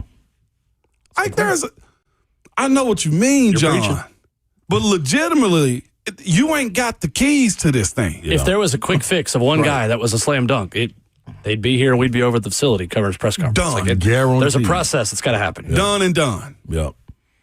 You hit it on the head, Savage. A lot of different aspects, man. Mm-hmm. A lot of different aspects. You gotta inject life into a franchise. That ain't easy, man. It ain't. That ain't easy. And then it still might come with losing. Yeah. Like, what's his name? Lost. Dan Campbell lost. Mm-hmm. Before it got bit. greater, yeah. Who do you like, Slay? I'm gonna be honest, man. When we were talking yesterday, I thought when they brought up Saleh, Robert Saleh. They brought his name up. I was like, you know what? Watching him this year bounce back from his situation with the terrible Jets. Oh Lord! Like, sometimes you can drain a person where they don't want to be in a situation. That's a great point. You know what I'm saying? Like, he had so much to deal with up there with Woody. What was Woody Johnson? Woody Johnson. Yeah, Woody or as Johnson. he likes to be called, Ambassador Johnson. Around the facility. You got what? Yeah. Oh, he's serious. Oh, yeah. He's serious. No, he wants to be referred to as Ambassador. Yeah, he ain't. That's what I'm saying. Sam, that's a lot he had to deal with up there. Face is crazy. That didn't come out until later. You know what I mean? One of my favorite teams in like my undrafted like recruitment. Really? Jets was heavy on. Jets offered me the most money. Did they? Yes. Said, nah. 16,000. Yeah, that would have been right there. 16,000. Think about that. Yeah. I got 8 from Pittsburgh. I took half. Slay would have been in the trenches with you. I would have been in trenches. Yeah. It definitely would have been in trenches. Sheesh. That jet still hasn't taken off. But and I don't like New York. Hasn't. Yeah, it couldn't even gas that bad boy up. We landed that thing in the AFC Championship 2 years later. Indeed. So did. Can't wait. That thing is, thank you. Yeah. So that right there, man, what he dealt with, I felt it was draining. I was like, man, it's going to take him a while to recover. Yeah. You know what I'm saying? But to watch him on the sidelines with San Fran, if you watch, like he talked about Dan Campbell, the fire that he's coaching with, Jason Taylor, the way he's coaching the D-line in Miami. Yeah. You know what I'm saying? Robert's doing the same thing out there with San Fran. And you got missing parts defensively. But he continues to plug and go. And, man, it's one thing. Aaron Glenn showed the same thing before he took the Jets job when he was in Detroit. You know what I mean? The way he coached that defense and running up and down the side, like that's a different type of fire, man. Mm-hmm. And you feel that you can bring that with you. And I think he can, man. If you put the right people around him, which I know he know. That's the other thing. He's fresh off of making mistakes. Right. You know what I'm saying? So it's still fresh. Still go to his handbook and be like, okay, I ain't gonna do this again. Mm-hmm. You know what I'm saying? But bring that that fire that he got right now in San Fran, I'm not opposed to that. And he wasn't even on my radar till we talked about it yesterday. I was like, man, you know what? That ain't bad, man. Yeah. That ain't bad. And now imagine they can go get him and we talked about it at the end of our show, him and Mike McDaniel, like on the same staff, and Mike McDaniel's the OC.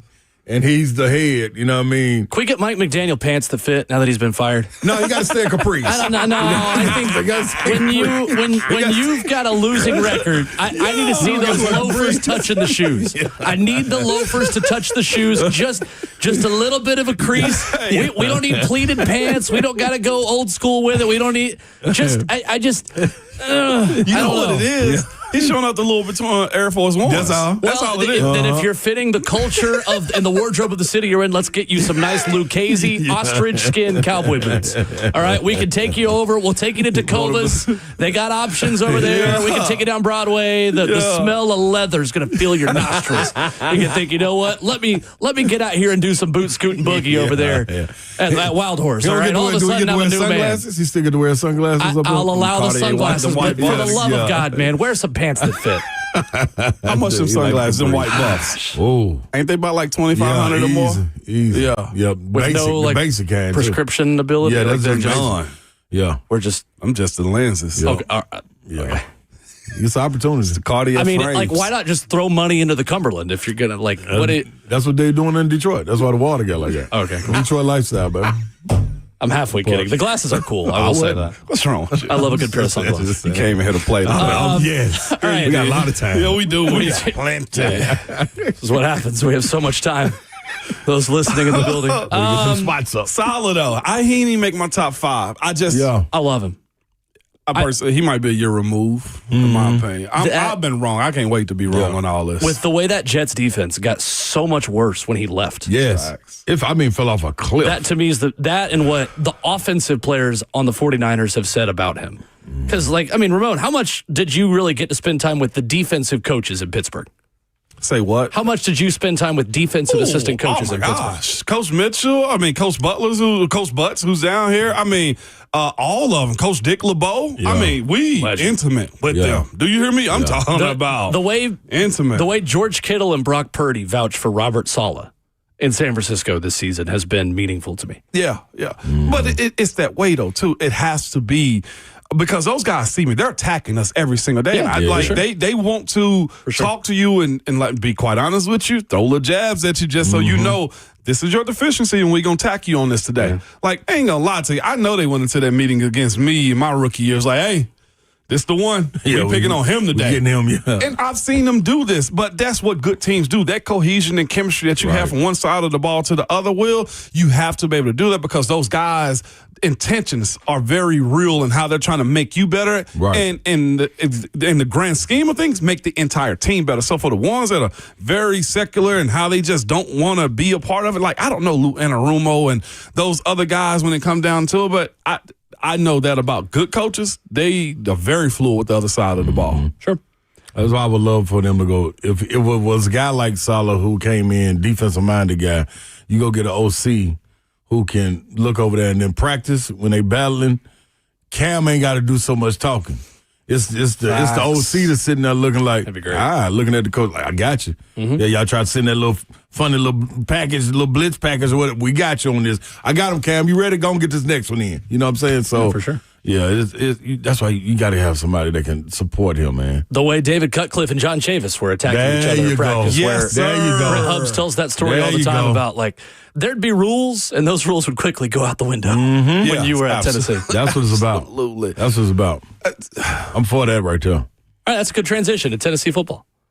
Did you hear what Brent Hubs had to say about Sam Leavitt this morning? No, I caught the end of it, then I jumped in the barbershop, man. Let me do you a favor. We recorded it. We record every hour of the show. That's what I'm talking Wherever you download podcasts on Apple and Spotify. Brent Hubs earlier this morning with us about number 1 transfer portal player and Arizona State quarterback Sam Leavitt, who is in Knoxville. It did give him more time to spend with Josh Heupel and with Tennessee, and he's certainly trying to use it. Tennessee's trying to use it to their advantage for sure.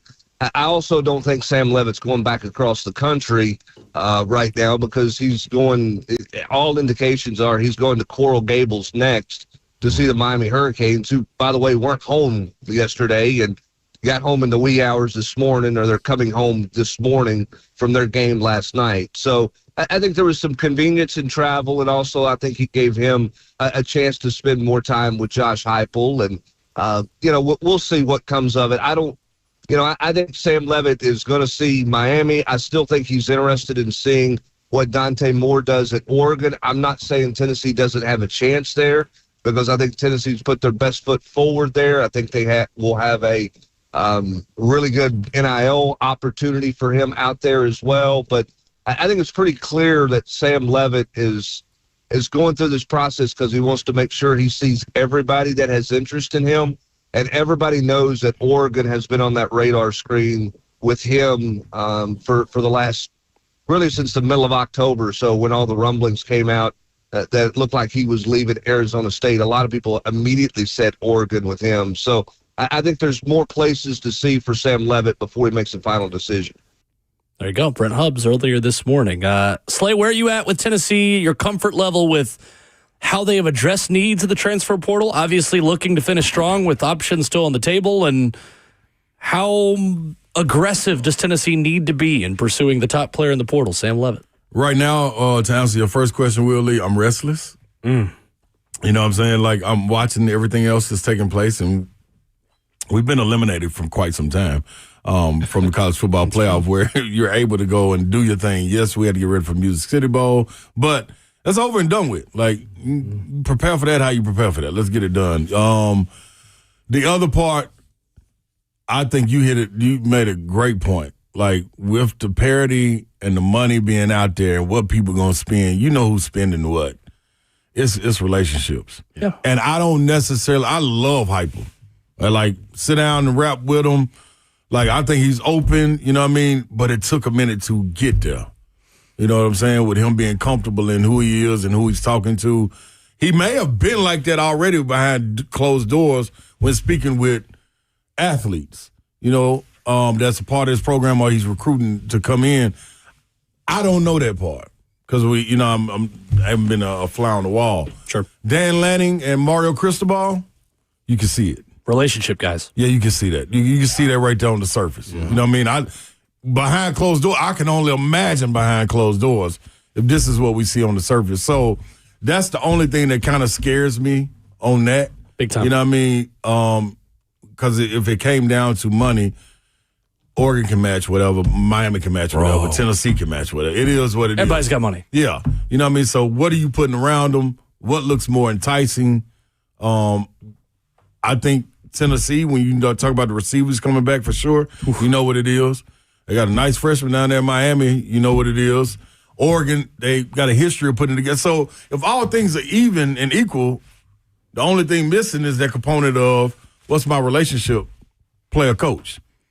You know what I'm saying? So I just – and you watching it, I mean, as far as putting you in the league, the platform's there, Cristobal, I don't even like Carson Beck. But he going to get a shot now. Sure is. You know what I'm saying? Right. Dan Lanning going to do the exact same thing. You know what I mean? I heard you talk about Dante. If he comes back, then yes, that plays in the favor. But other than that, man, it's going to be what the conversation is like. You know what I mean? Can you thrive under what I have for you? Or can you adjust to the way, you know what I mean? I know what your offense is. Can you tweak it a bit to make me feel more comfortable? You know what I mean? So I'm restless, man. There's one relationship connection that's not been reported out there that I just confirmed with the power of the internet. Dallin Leavitt is a safety who is Sam Leavitt's brother. Mm-hmm. He played in college at BYU and finished at Utah State. I'm going deep here. The assistant quarterbacks coach at Utah State in 2015 was a man by the name of Joey Halsley.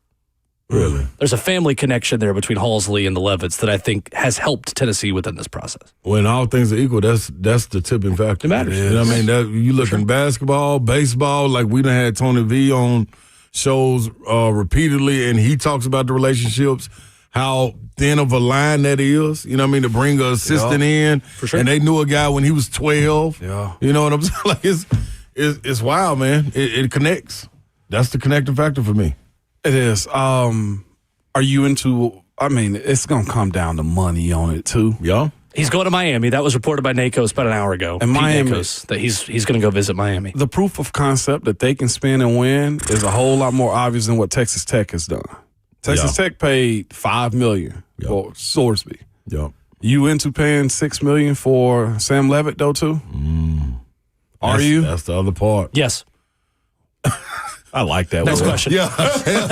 Ain't no hesitation right there. Listen, I like that too. That was real. The second that Sam Leavitt gets to campus, you have college football playoff expectations again. So let me ask you this.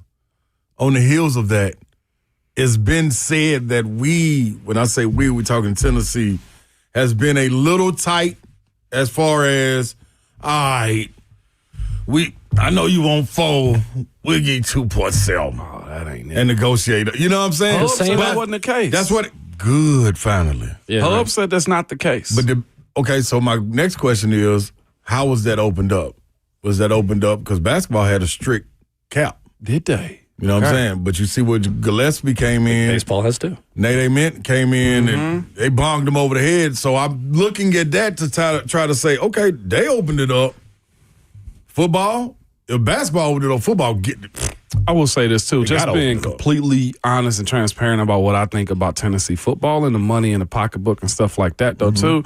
I legitimately say there has to be more of a pro concept to what Heupel's running. Yeah.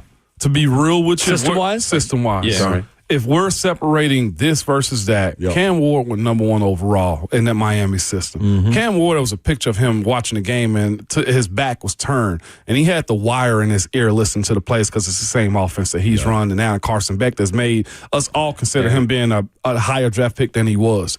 That offense has to evolve. Oregon's running the pro-style offense. Indiana's running one. Texas Tech is running one. Texas is running one. LSU is running one too. That is what we've heard from Josh Pate and others that have covered this league and Heupel and the offense have said that's a detractor. Yeah. And it makes sense, Savage. It makes sense.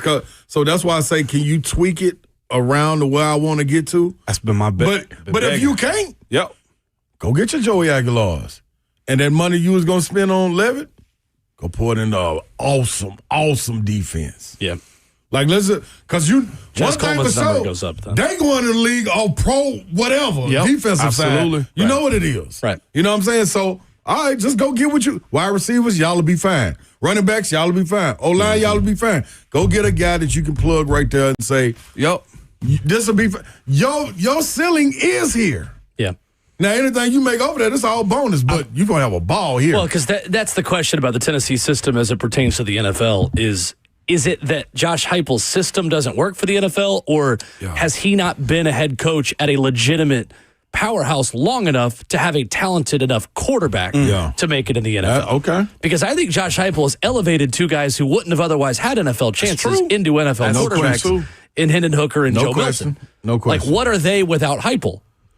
Great question. Potentially Birmingham Stallions, respectfully. well, but guess what? So do you sprinkle a little bit of the talent in there? Yes, it's talent, but it was untapped at the time. Yeah, sure. When you got teams like Vandy saying, all right, well, we'll go get the talent and the system and Jared Curtis, and hopefully we can develop to 3 years and see where you got. I mean, Jackson Dart is of the same coaching tree system as Hendon Hooker and Joe Milton, because Charlie Weiss Jr. and Lane Kiffin are running the same offense that Tennessee is. Like a little bit different maybe, but as far as aesthetics, there's not as much tempo, but the wide splits, the reads, the half field stuff, the choice routes, the deep choice, like they're doing a lot of the same things. And agreed. National media thinks that the Giants have a better job than the Titans because of what Jackson Dart did, which I, for the life of me, can't understand. I can't either. But Jackson Dart proved that he knows how to do this at the NFL level. I think I think Heupel's been just labeled so much so as the leader of this offense that the other guys get a pass. Yeah. Lane is doing the exact same thing. Yes, he is.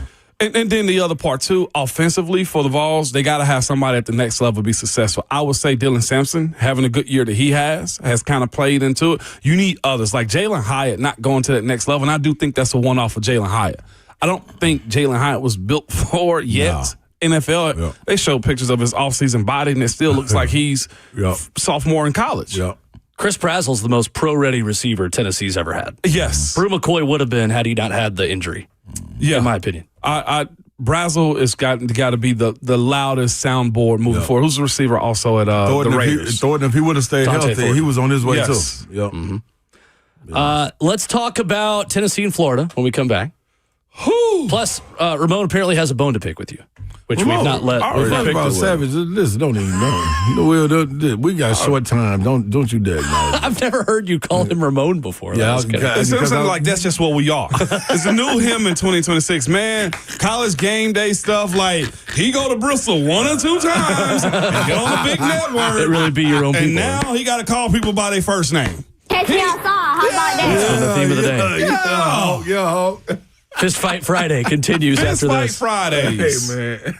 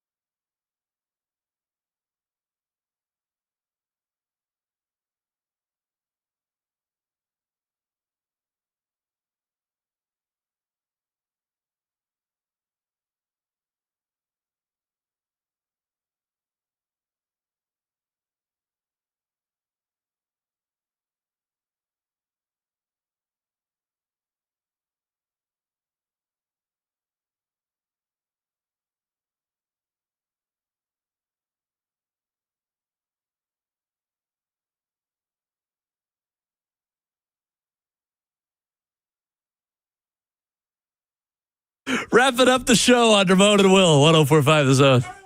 We don't even get to have no conversation. Oh, my golly. We'll bring most of it on. Y'all We're talking about off air.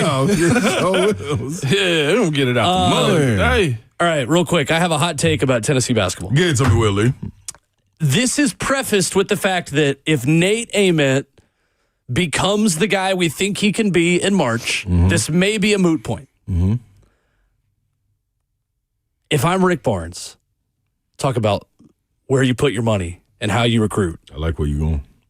If Nate Ament doesn't take a big step forward, I'm done with one and dones for Rick Barnes at Tennessee. I don't like where you're going. Okay. I thought you was going somewhere. I think Tennessee's best teams have been built around fifth-year guys who mentally, physically, and skillfully can handle Rick Barnes' way of coaching and his system and not miss a beat.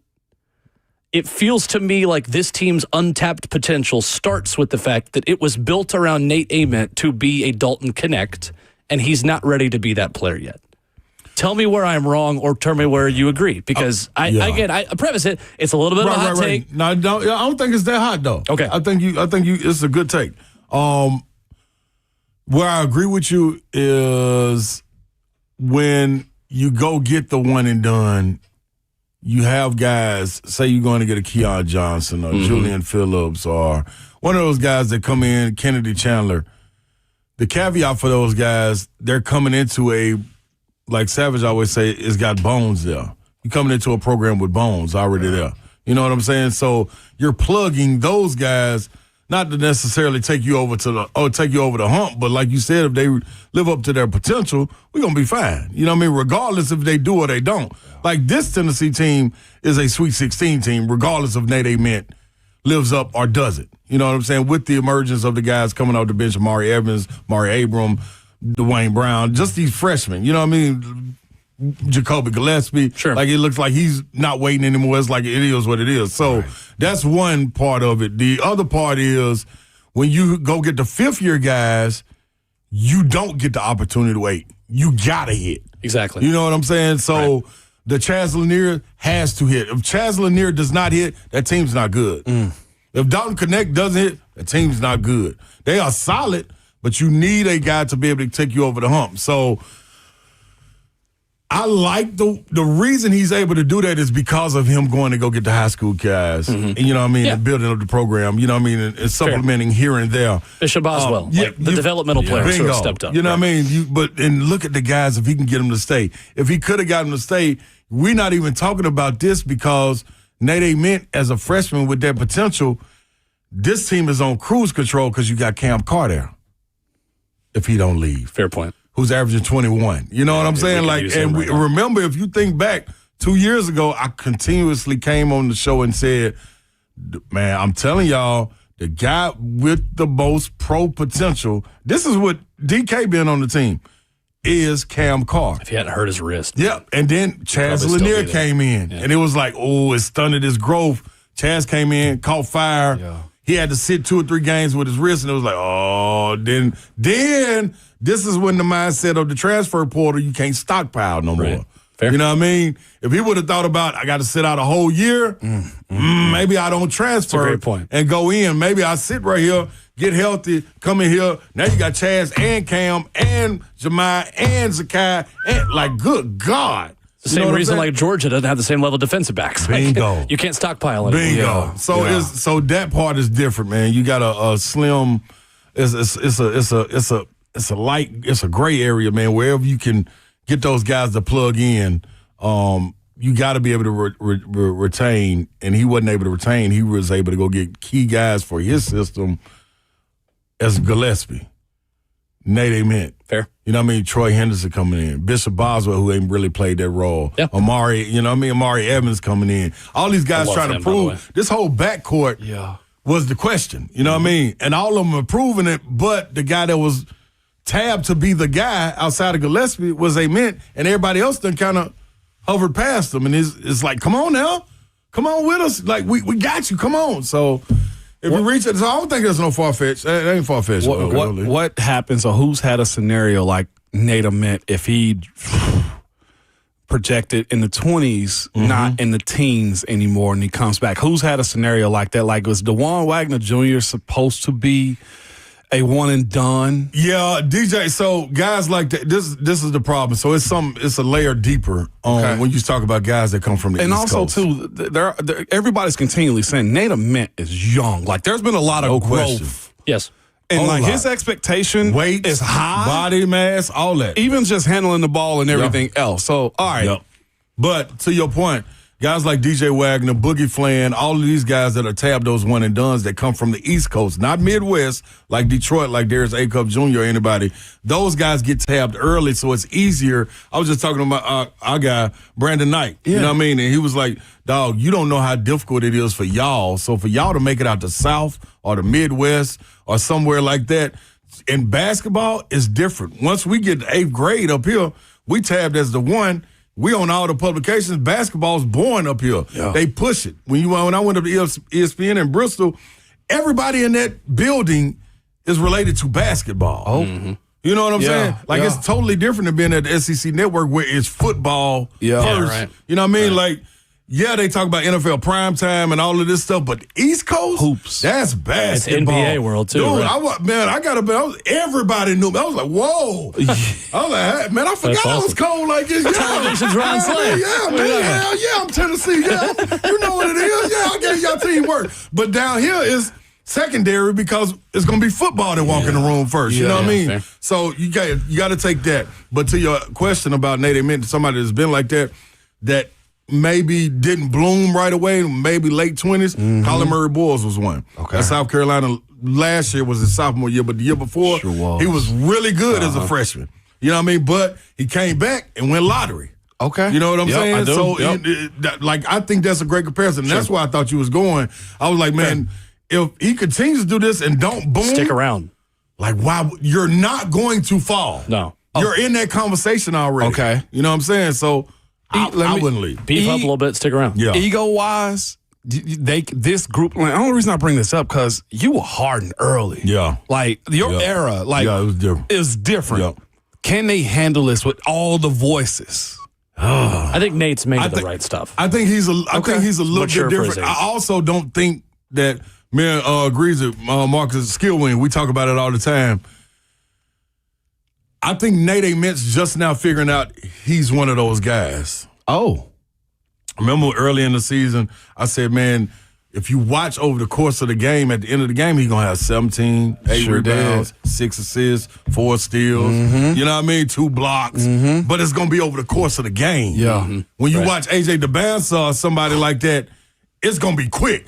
15 Impact. points. Yeah, 8 minutes, 15 points. 6 rebounds. He led them on a 12-0 run. Then Same thing for Boozer. Yeah. You know what I'm saying? Like Darren Peterson, Darius Acuff Jr. All of these people are loud, boisterous games. Yeah. His is over the course where you got to be like, oh, man, he's got 16. How'd he do that? Then you got to go back and watch the game again. He was in be there. like, he did do this. It's like how Tyler Smith was when he was at Tennessee. You know what I'm saying? Oh, Tyler's got 17 tonight. Yeah. Wow. Bingo. You know what I mean? So that's the only thing to it, Savage, man, is I think he's just realized it. And how do you make that noise? Is you more comfortable the next year. Say you fail a class, you go back and take the class again. You're like, oh, man, how did I miss this first time? You know what I'm saying? Yep. So it's you experience, like you said, he's young. Sound like me in geometry in the 10th grade. We have 30 seconds. What's the bone you got to pick with Slay? Man, he gonna call me 6'5" and a half. Oh, yeah. Knowing I was damn reading well. the measurements that Gordy Holmes sent me in his book. Will he know? And then he gave it to me on my birthday shout out to him. You know when you're standing 6'5" and a half. I'm already not the tallest in my house. I ain't doing it on the radio. Television's Ron Slay with us Fridays at 9:20. Good to see you, sir. No doubt, man. Appreciate Happy you. New Year, y'all. You as well. We back in this thing. But by the way, also, who is Diesel? Man, that's Babsy little crew. That's what they call it. They hating because we call her Babs. They want to have their own little nickname. We can jump them. We will. Okay. It's Fist Fight Friday, right? Yeah, we're gonna get them. We're gonna get them. Back at it Monday morning at 6 a.m. Have a good weekend. Hey, We'll talk y'all to know you. how it is on Fridays, man. Call your people, speak to your people, man. Have a random conversation with somebody. We are more alike than we are different, man. I promise y'all that, man. ELE, everybody love everybody. Make it back to us on Monday. But remember, your Twitter fingers and your mic is always hot, baby.